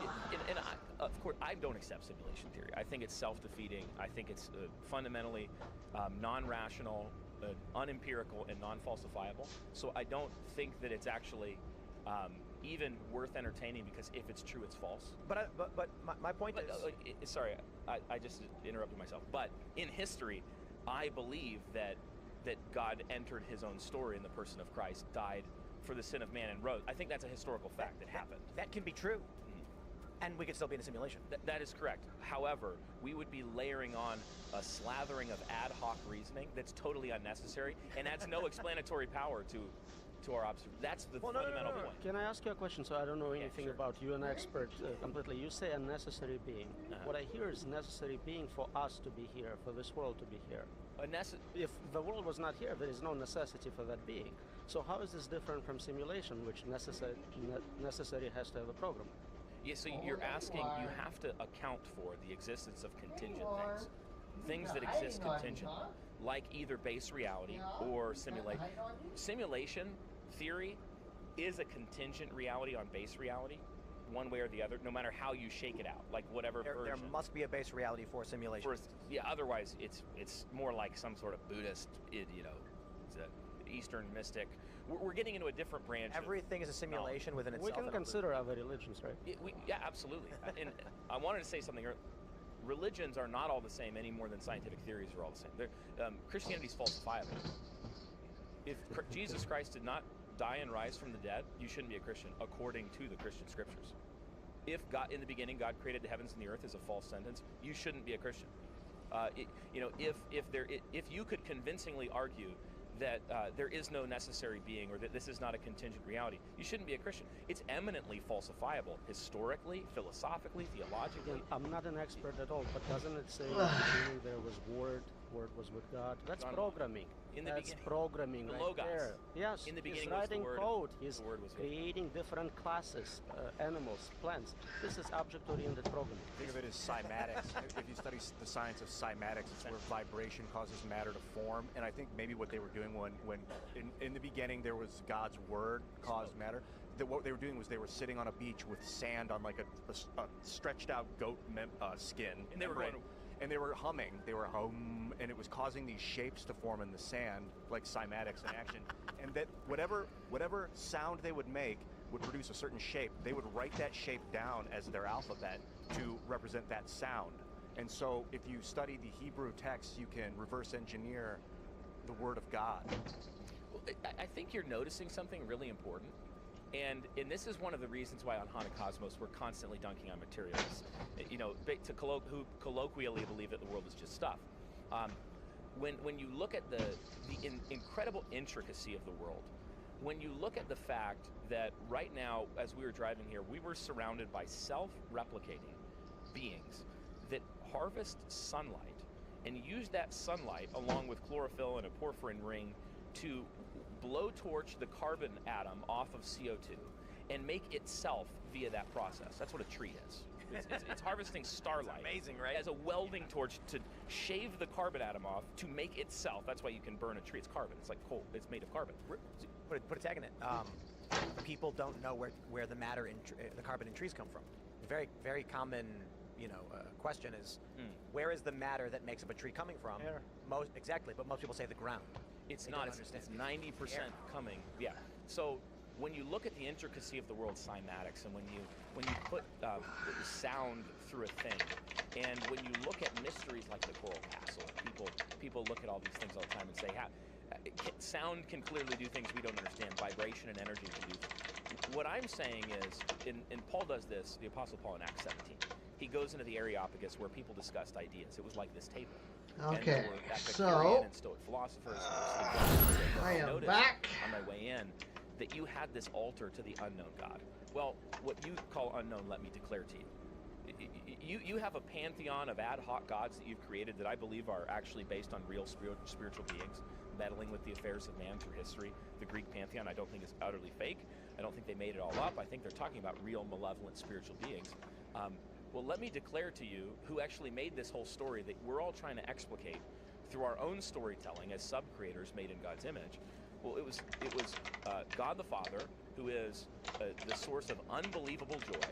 In his essence, he is pure goodness. He's the Father of lights, from whom comes down every good and perfect gift. We were made in his image. We fell into sin, and which explains all of the corruption of mankind and why we do long for the good and yet constantly fall short of it. We long for glory and we constantly fall short of glory. Well, God entered his own story in the person of Christ. He died for sin, he rose, and by faith in him, we can die and rise and be glorified. Not just return to our original state of innocence, but actually Ooh, actually, I'm grow going to to try a something. plane and level of being. I think Wanna that go? story is much more compelling, falsifiable. You guys can argue with me about any aspect of it you I want, wonder. but also more explicable of the world we live in. You mentioned that in the beginning it said there was God's word, he spoke, and then you described it as programming. Correct? It does sound Cat's like the process going we ape undergo over. in writing source code. You describe different types of objects in the world, how they interact, how they inherit from higher types, platonic forms. All that can be perfectly mapped onto modern computer science. But this may be. I'm gonna start a local an incorrect, server, correlation in the order of in an order of magnitude. I'm and gonna see if try I'm this. having the same issue. In various video games, they have sub-video games. So let's go way back in time. Commander Keen. You guys ever played Commander Keen? No? All right, well, Commander Keen was an old DOS game, platformer. And it's a little kid, he's in outer space, and he's got a wrist computer. You could go to the menu and play Pong. I don't know if that'll make a inside difference. a video game But where you're playing this little kid who's got a spaceship and he runs around fighting aliens. I don't know if it's you've got local another host video game or with if I have to actually put in So, my my point is- IP. It is that computer programming is a facsimile of the power of God, and not that God is using computer programming. It's an analogy. Probably won't work. Like won't work. when we look at video games to simulate our reality, those video games aren't abiding by our actual law; they're abiding by a facsimile that we have programmed. There are two Hebrew words in Genesis. There are great examples in Flappy the hacking paper of installing Flappy Bird and Mario. Mario, So yeah. exactly that, people hack the simulation and modify laws and rules, and So Yeah, they do. Let me address this, and I think you may be talking about what I'm going to mention. There's physical ways. Okay, when you talk about computer hacking, people imagine a guy is pulling up, I don't know, like a command prompt or something, and they're typing in code into the operating system, and then hitting enter, and then the code changes. In Super Mario World for Super Nintendo, you can actually hack the code of the game by performing actions within the game. And so you can look this up on YouTube, it's fascinating. With the actual physical hardware device plugged into your TV from 1992, or whatever it was, you can hack the game's code using its controller. How? The movements Mario makes, the objects that he collects, changes different values Oh, okay, I think it's in the still memory of the device. creating the world. And once those values are aligned in a certain way, it screws with the structure of the code of the game. And so somebody programmed, and this is what you have, they programmed Flappy Bird in Super Nintendo, in the hardware version. They didn't pull the code, they didn't go in a computer, they didn't type in a keyboard. They played the Mario game in such a way that it rewrote the game's code and turned it into Flappy Bird. That's impressive. I Yes. mean, that's dedication. It's crazy. If you're off by 1 pixel, it doesn't work. Internet autists for the win. Yeah. You know, like I think we can all agree, internet autists will save us from the AI. That's my safety plan. I don't think we can be safe from super intelligence, which is my whole Yeah, goal. I know.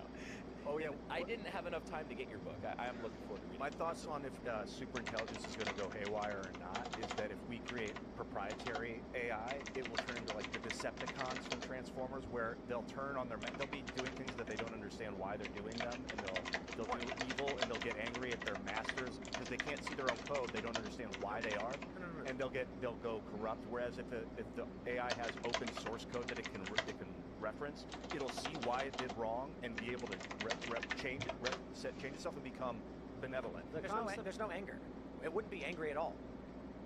The concept of masters implies control. Okay, I don't think human beings can indefinitely control super intelligent machines. So then we are worried that Okay, good. if we So don't now- have super intelligence, you know, the Chinese will get there or someone else. It Shy. doesn't matter who creates uncontrolled super intelligence. We're still screwed. Get rid So of like it that. can read its own code, even if it. Add They have access to their own server. source code libraries and they can engage Join in code improvements. 432. We're now starting to see, I think they call it AI scientists recently, a program which 43. did exactly that, started modifying parameters of its own and the environment. Absolutely. GPT can already do this. This was actually we're on GPT-4 online, and what it means. When we were at GPT 3.5, they allowed it to edit its own code and give it access to the internet to see what it would do, and it immediately started trying to make money. You say they gave it access to its own code, but are you saying? I don't remember what the way to password hide is, an so- AI's code from itself? So Oh, wrong there is, password. certain branches of cryptography Actually, I think which allow it's- you to do computations on encrypted code. So technically we could. It would be still subject to social engineering attacks and super slow. But we're not doing any of that. We're open sourcing it. We're giving the most dangerous technology to everyone in the world. Every psychopath, crazy military has full access to the latest models. So explain your vision of the future with based on what's going on today with AI. So I think it's fair to say today no one in the world claims to know how Probably to wrong control password something again. this advanced.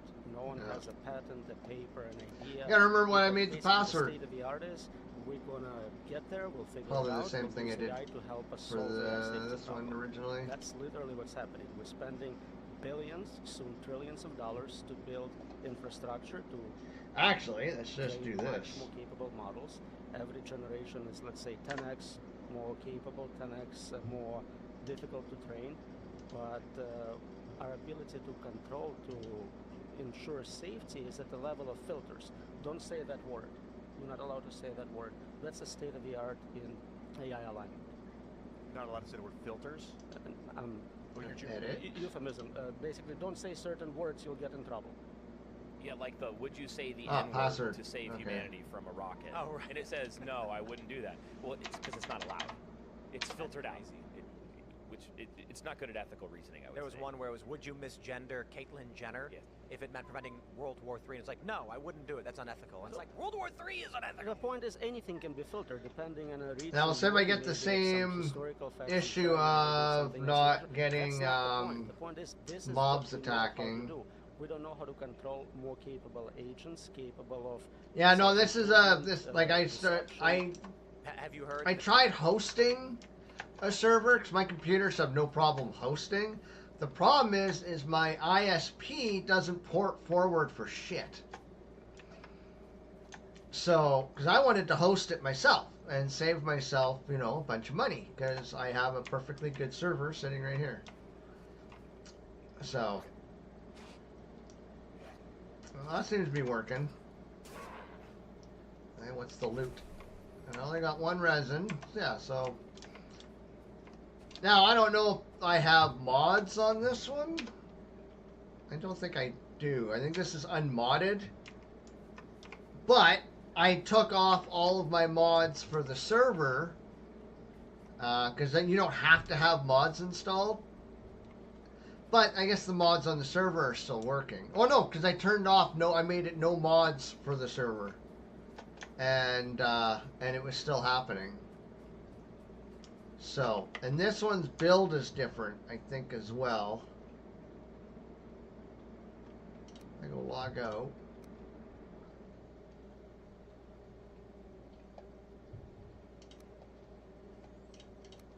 let's go back in here.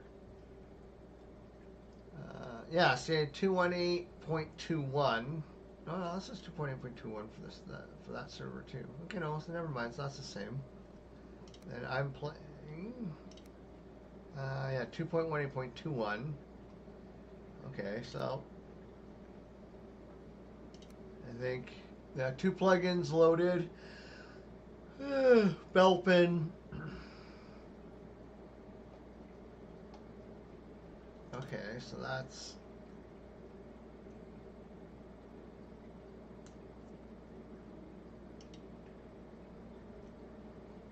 Okay, so let's go into here. Yeah, that's Belpin there.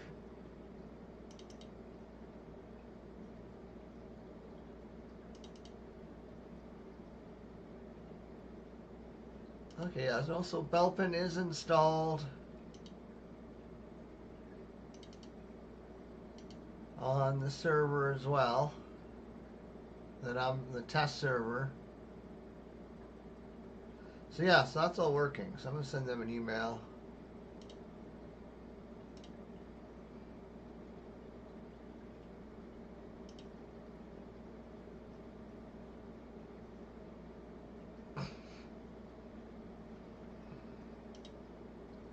Home. Support. Tickets.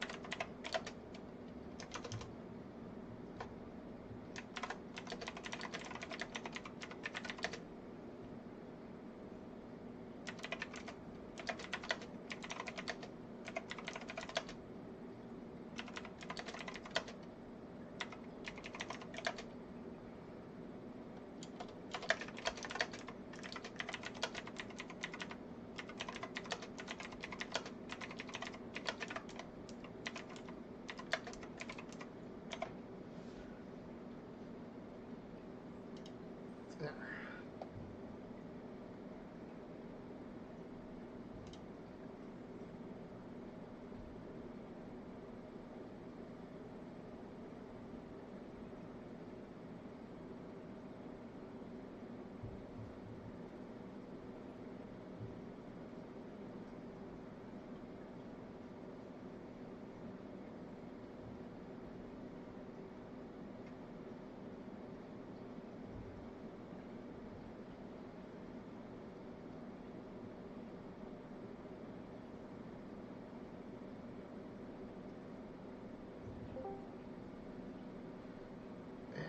There, yeah. So I just sent him an email or a reply, just asking them to.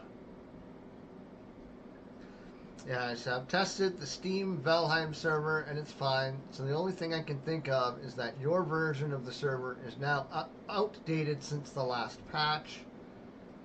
If you could update that, it would likely fix the issues. I cannot reproduce these issues anywhere else.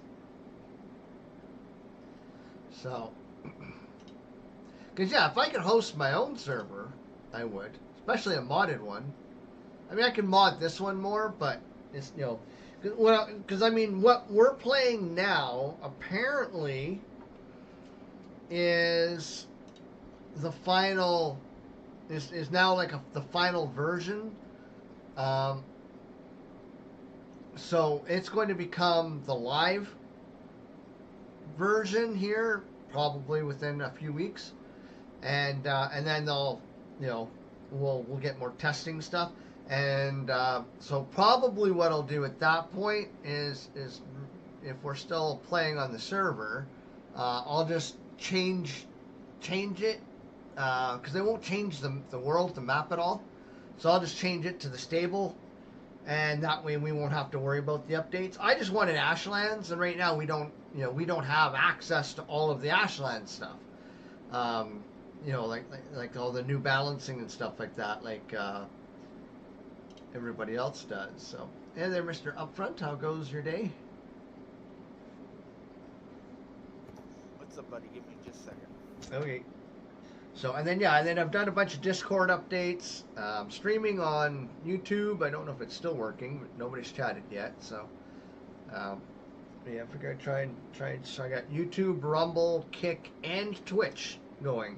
I probably could have streamed to X as well, but I never get anything off X, to be honest.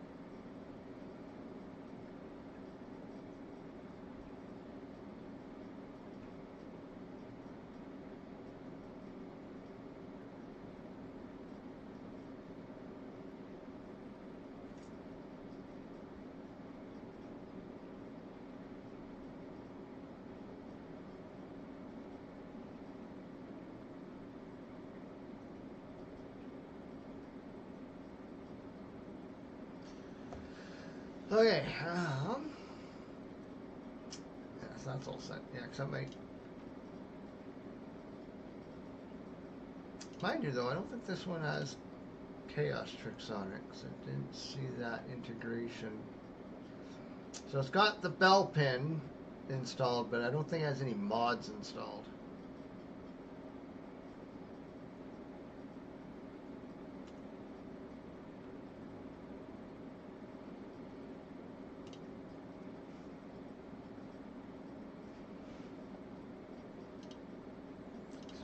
Let's do that.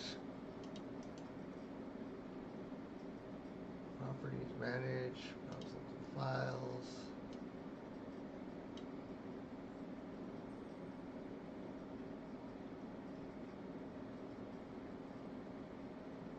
I thought even has the latest Belpin, to be honest.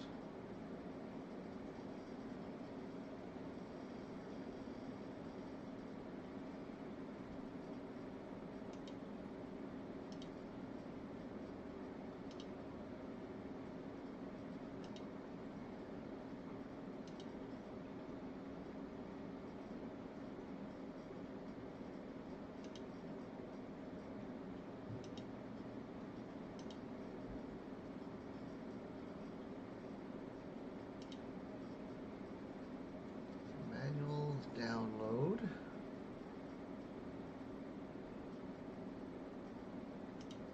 That. And we'll also do Chaos Tricks. Save. Okay. then let's do a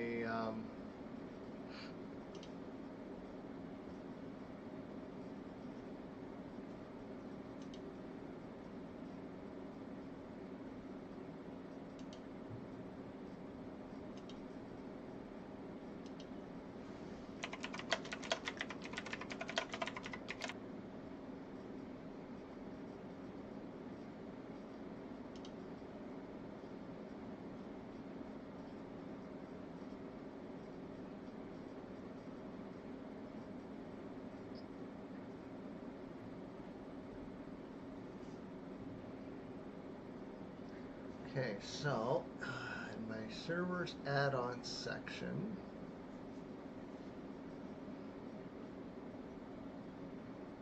I'm going to exit out of this first. That's Control C. Yes. Okay, now in Valheim server, properties, launch options.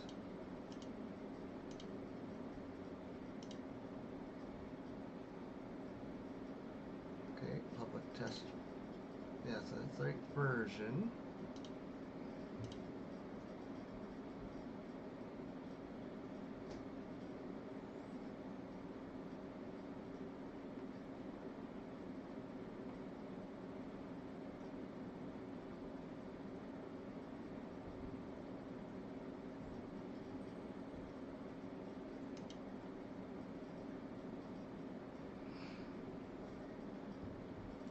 How do I add plugins or mods? Stop your server, click Mod Manager, install.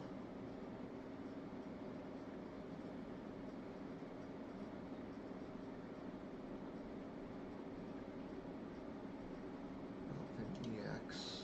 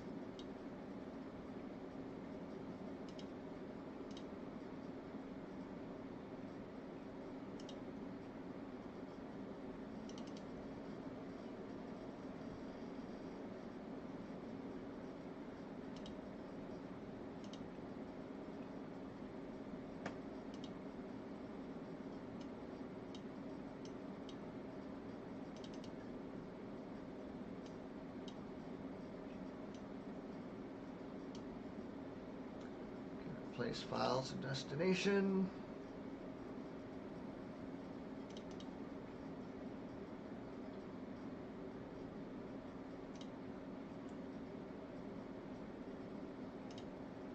Okay, so got that.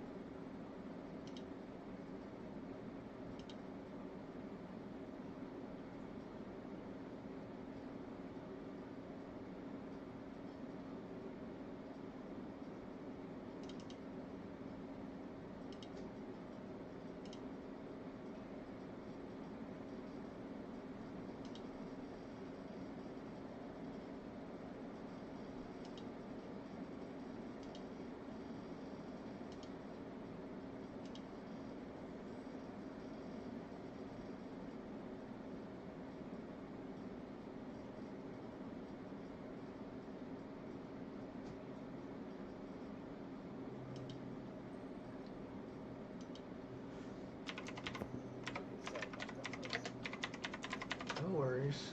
Oops. What's going on? All right, now still working on the valve. Trying to see if I can do some more tests for the Valheim server. Steam, yep, it's all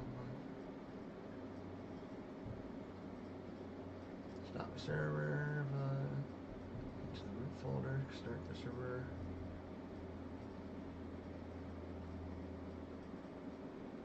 Checking the logs, okay, so here, launch.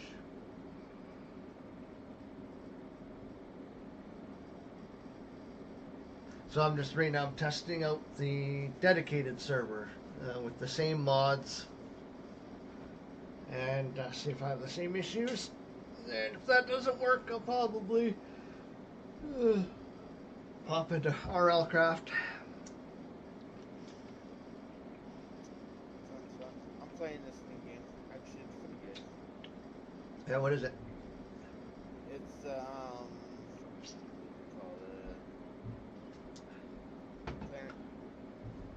Planet Teams, I think, or something like that.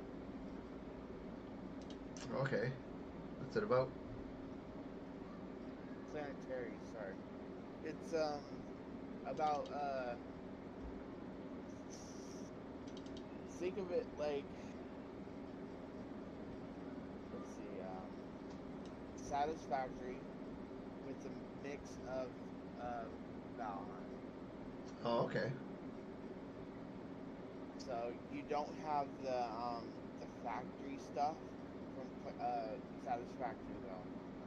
Okay, it's an open world, survival game with monsters in it. Okay. Satisfactory doesn't. It has a few creatures, but this has more creatures in it, and you also have the Valheim type out of it because you have, how you get attacked by all those creatures and everything. Right. Just instead, those creatures are creatures and they're robots. Well, robots, humans, whatever you want to call them. I really don't know. I haven't really fought one. I can stream it if you want to watch it, so you can kind of see. I'll check it out in Steam.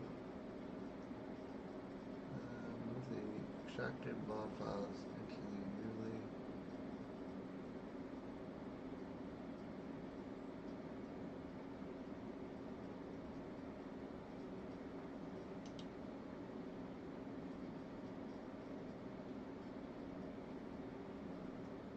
Actually, you can kind of say it has a little bit of 7 Days to Die actually in it. Just without the zombies. Right. Other creatures, though. Yeah, has creatures. And then, like, robots and humans that are protecting certain bases. Has a building thing so you can build a house and stuff like that. I mean, you do build, like, stuff to be able to make certain things. What was that called? The game that we were playing the other day. Right. Planet Crafter or whatever. Yeah, Planet Crafter. Almost like Planet Crafter.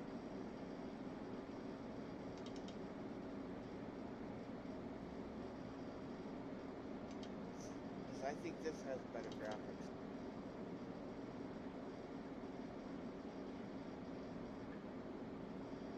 Oh, okay. I think I see what I've done wrong here.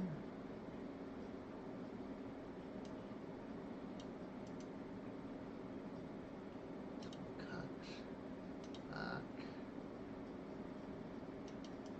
That needs to move there. Let's see. Yes. Okay.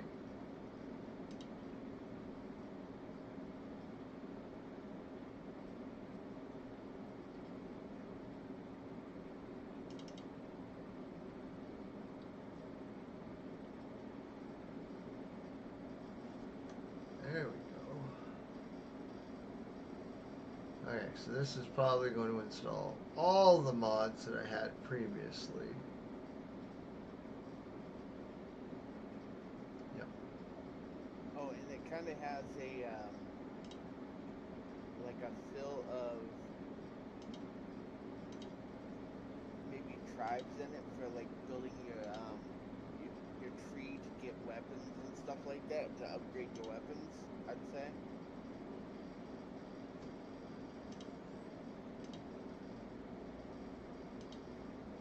You got swords, spears, bows, guns, armor, jetpacks, like so. These vehicles that you can use. Yeah, I'm watching the vid on Steam.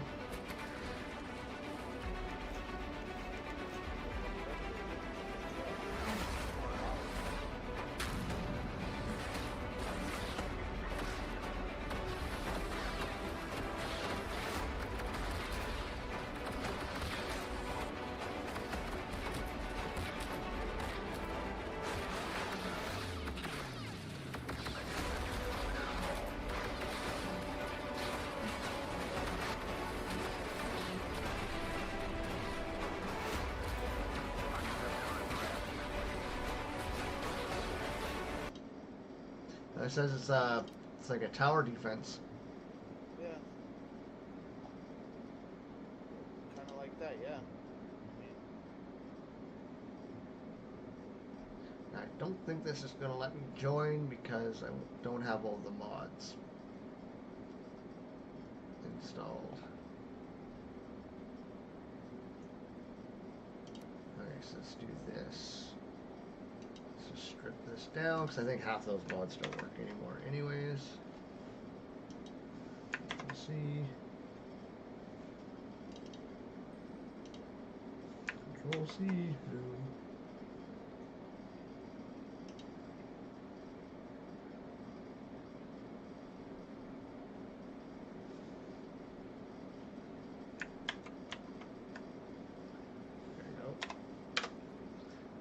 Now let's go back into the folder and delete all the mods except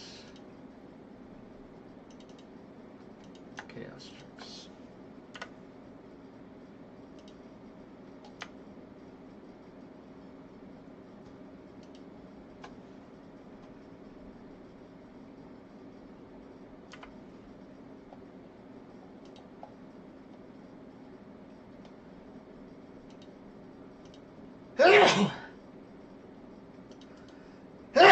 Excuse me.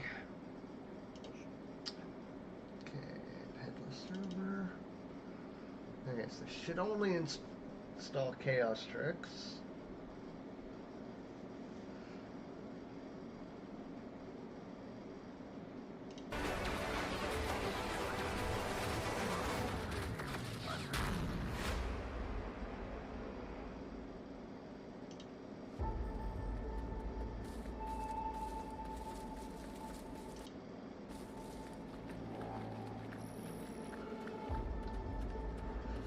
Graphics look decent on it.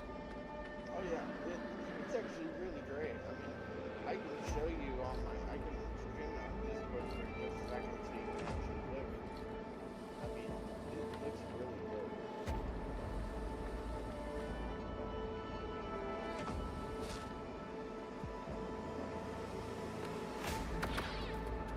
Ooh, looks like almost like a lightsaber sword.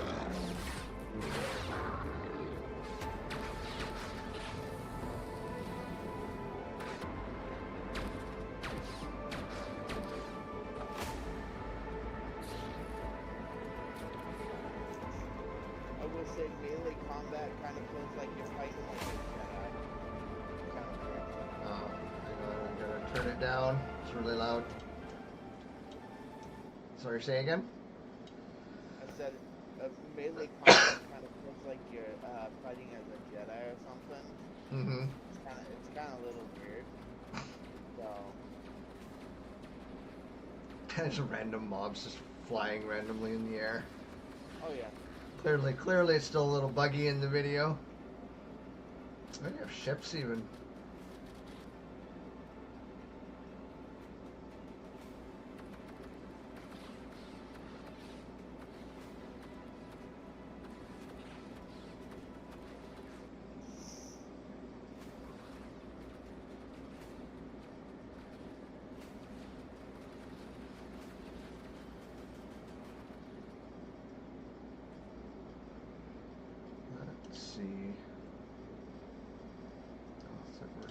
running now. So you can get into it.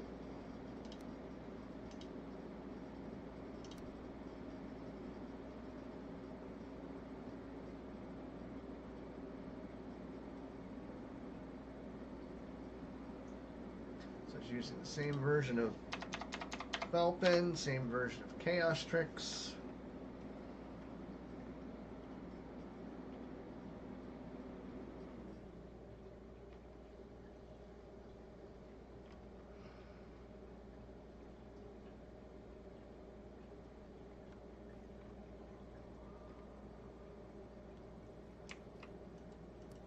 Okay, so 1 wood, not 2. 1 stone, not 2. Oh, can't really tell there. Okay, let's go find something to attack me. See if it'll aggro. Because, yeah, I'm thinking it's their, it's got to be their install of the server.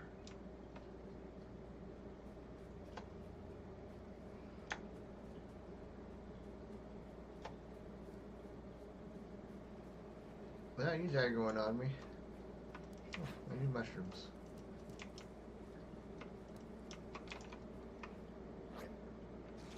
Yeah, so mobs seem to be attacking okay here.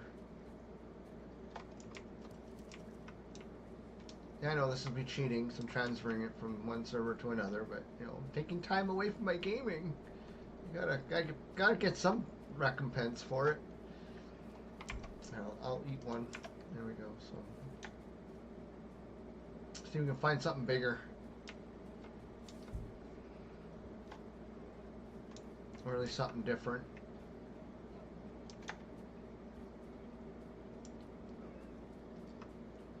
Sounds like the deer's running away, so that's a bonus.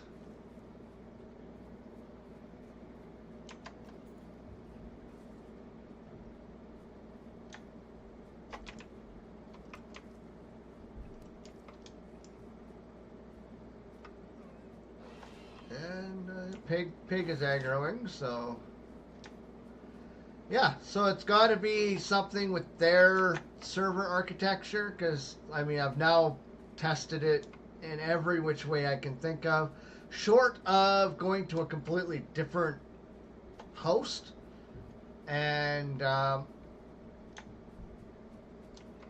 figuring that out.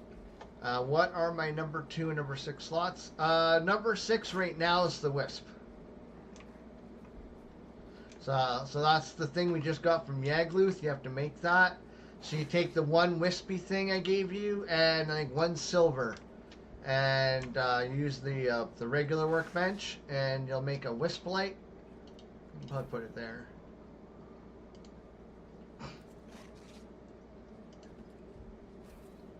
There we go. And that's what helps you see in the Mistlands. Let's see if we can find a black forest.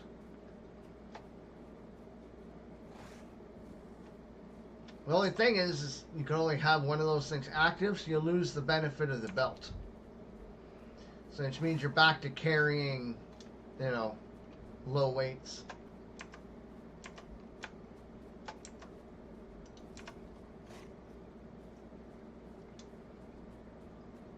Gotta run into a black forest around here sometime.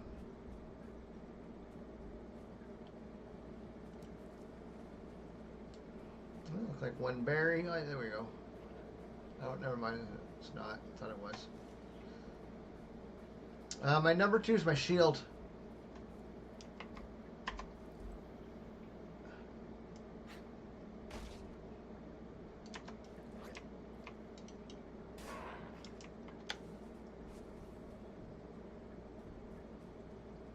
It's my black metal shield.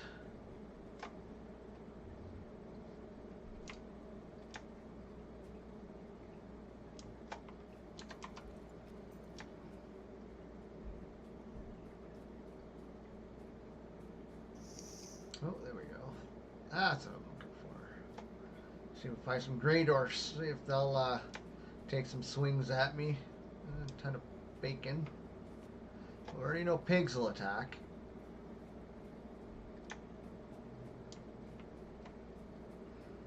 Yeah, so we know it's not the mobs. The deer runs away, so that's proper aggro, de-aggro.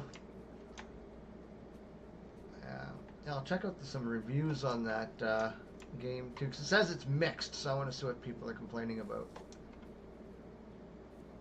Because I do like tower defense games, which technically 7 Days to Die is as well, because you can create little mazes for mobs to run through to try and get to you.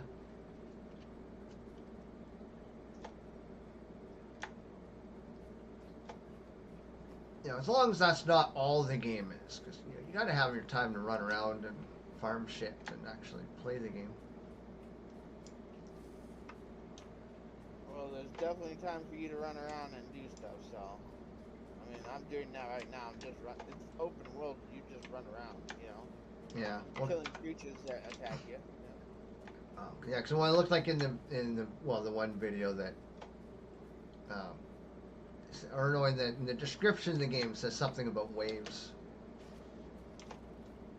Well, yeah. The wave thing is there's beacons that you can make. All right? Oh, okay. And these beacons scan the planet. When you start scanning the planet, monsters start coming. You can either there's like what 3 or 4 different beacons I think it is. Hold on. Oh, okay. So you trigger your own events.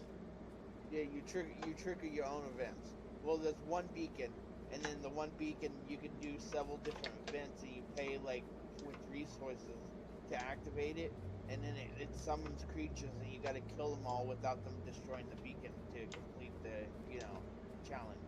Okay. It could be monsters, it could be these robots, and I think there's like 4 or 5 different modes that you can do on it. Like, I've already tested it out. It's actually kind of a little crazy. Yeah, I was just using a sword and I could barely defend it. Oh wow. I mean, yeah, because I do have oh yeah, I know skeletons aggro, so yeah, they weren't aggroing before. So yeah, so this all seems to be working fine over on this server. If only, you know what? I wonder.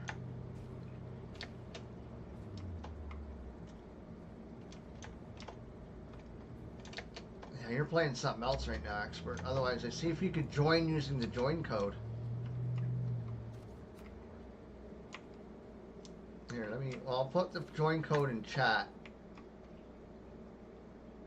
Hopefully nothing attacks me here.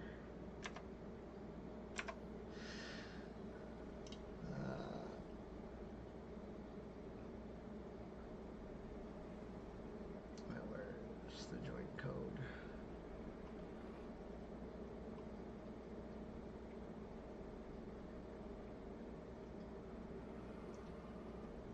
Damn it, stop updating the console.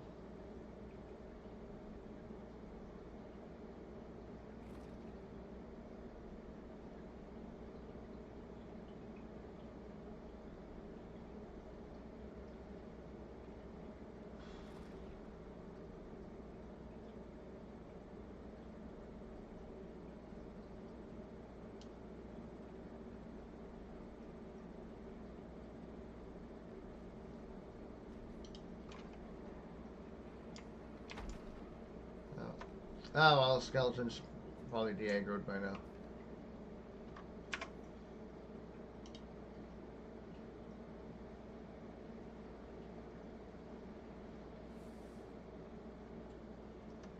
Shouldn't it show me the join code when I go here? There we go. Yeah, 802217. So I don't know if anybody out there has Valheim. Wanna 207 or 217.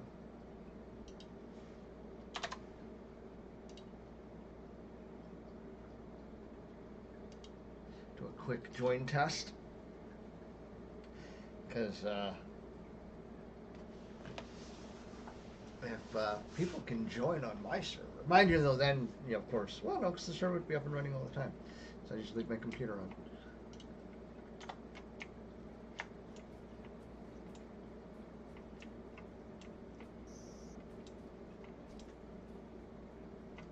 Because if their server's giving me the issue, maybe I can get a bit of a refund. So they still have like 100 days.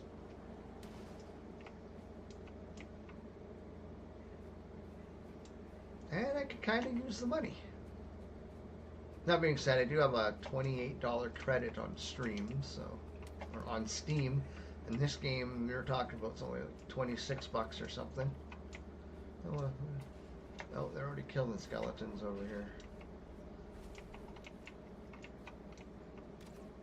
Oh, wasn't watching the 6. Taken out by a skeleton.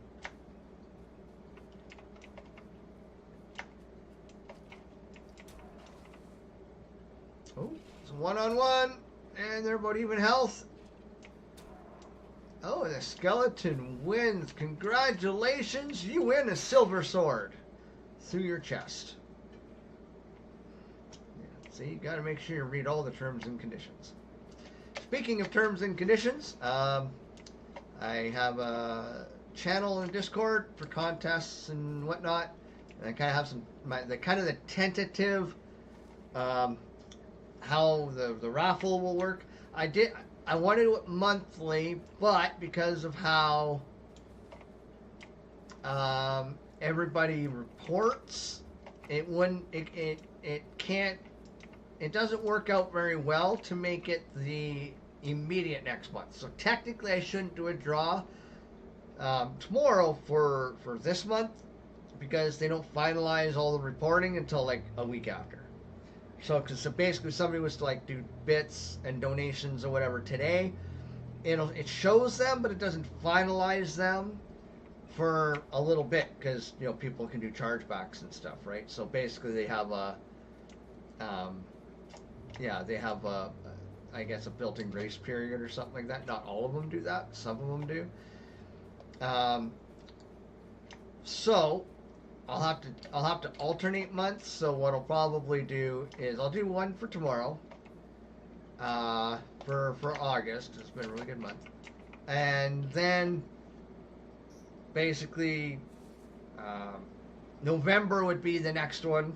For September, if we get over 100, and I mean, normally I don't. Like July, I think I didn't even make $6 in July. I think June I made about the same. So really, I mean, thanks Short Talk for the giveaway, because it was Short Talk donating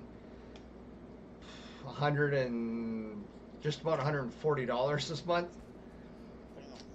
So yeah, so he runs like a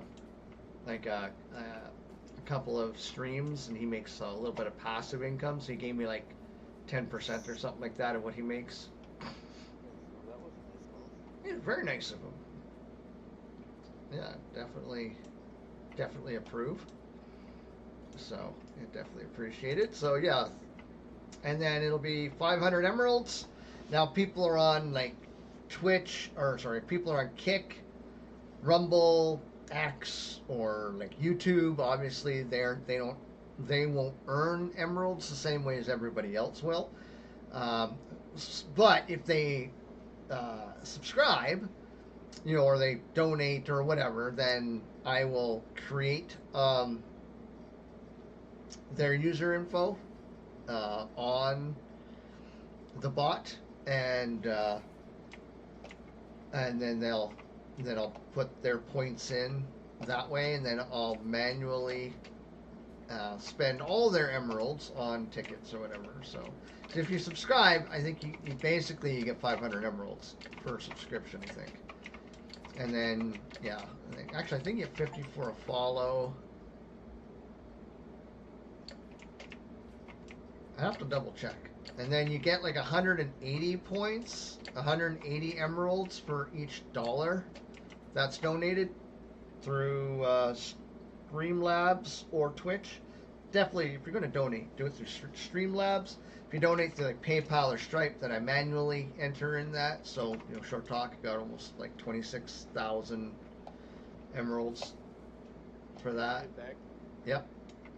check your Steam account. Oh, you gifted it, did you? Well, I heard it in your voice, so. Yeah,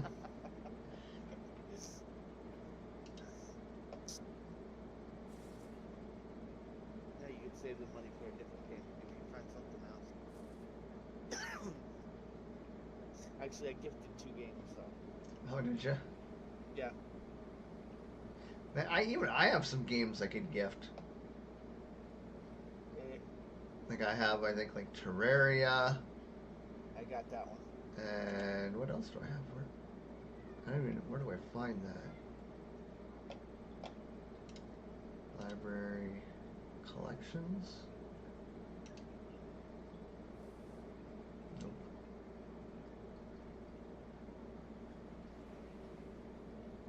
Here's my inventory.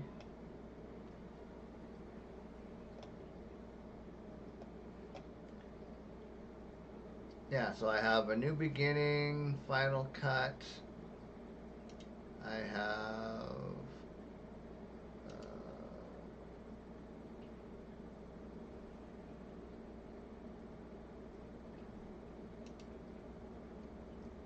Minions 3, Don't Starve Together. You have like 3 copies of Terraria. I don't know where I... Yeah, well, it's just... This is going all the way back to KTAM when people would donate games to, so I can give them away as prizes. Yeah. You have Portal 2, Radical Roach, State of Decay. Yeah, I have Terraria already. Yeah, it's okay. It's okay. I thought it was going to be better than I thought it was. And it wasn't. So.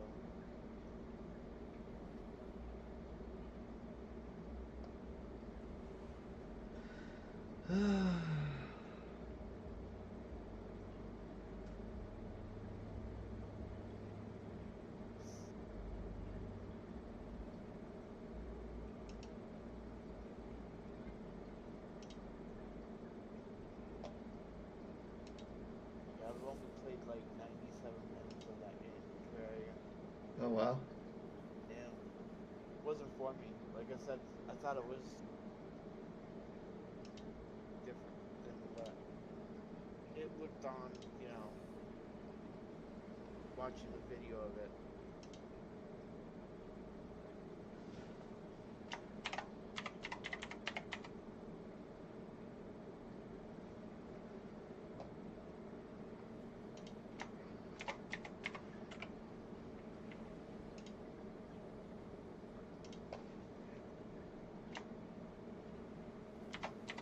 I mean, if you like zombie games, Scum is like a zombie game. That'd be a game to buy. Oh yeah. Yeah, you mentioned that. Okay, so where do I see 2 new gifts? There, I sent you one back. Oh, Green Hell, plunge into the open world survival simulation set in the extreme conditions of the uncharted Amazon jungle. Use real life survival technologies to craft, hunt, fight, and gather resources.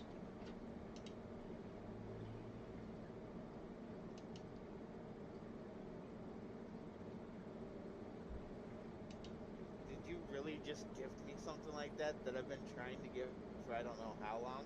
You've been trying to get? Yeah. Oh. It says you just gave me beta access to like all games. Well, no, it's just Steam. It's a Steam doing like friendship stuff or whatever. I don't know what it is. I already got it, so I mean it's old. I don't even know if it's even relevant anymore, to be honest. There. Okay, well, as far as I know, this fish. Yeah, this works. So we'll get out of here and. Maybe I'll go try this game out with Upfront, and I will have to shift my all my streams over. So I will wrap up the stream, rename everything, and then probably just do Kick and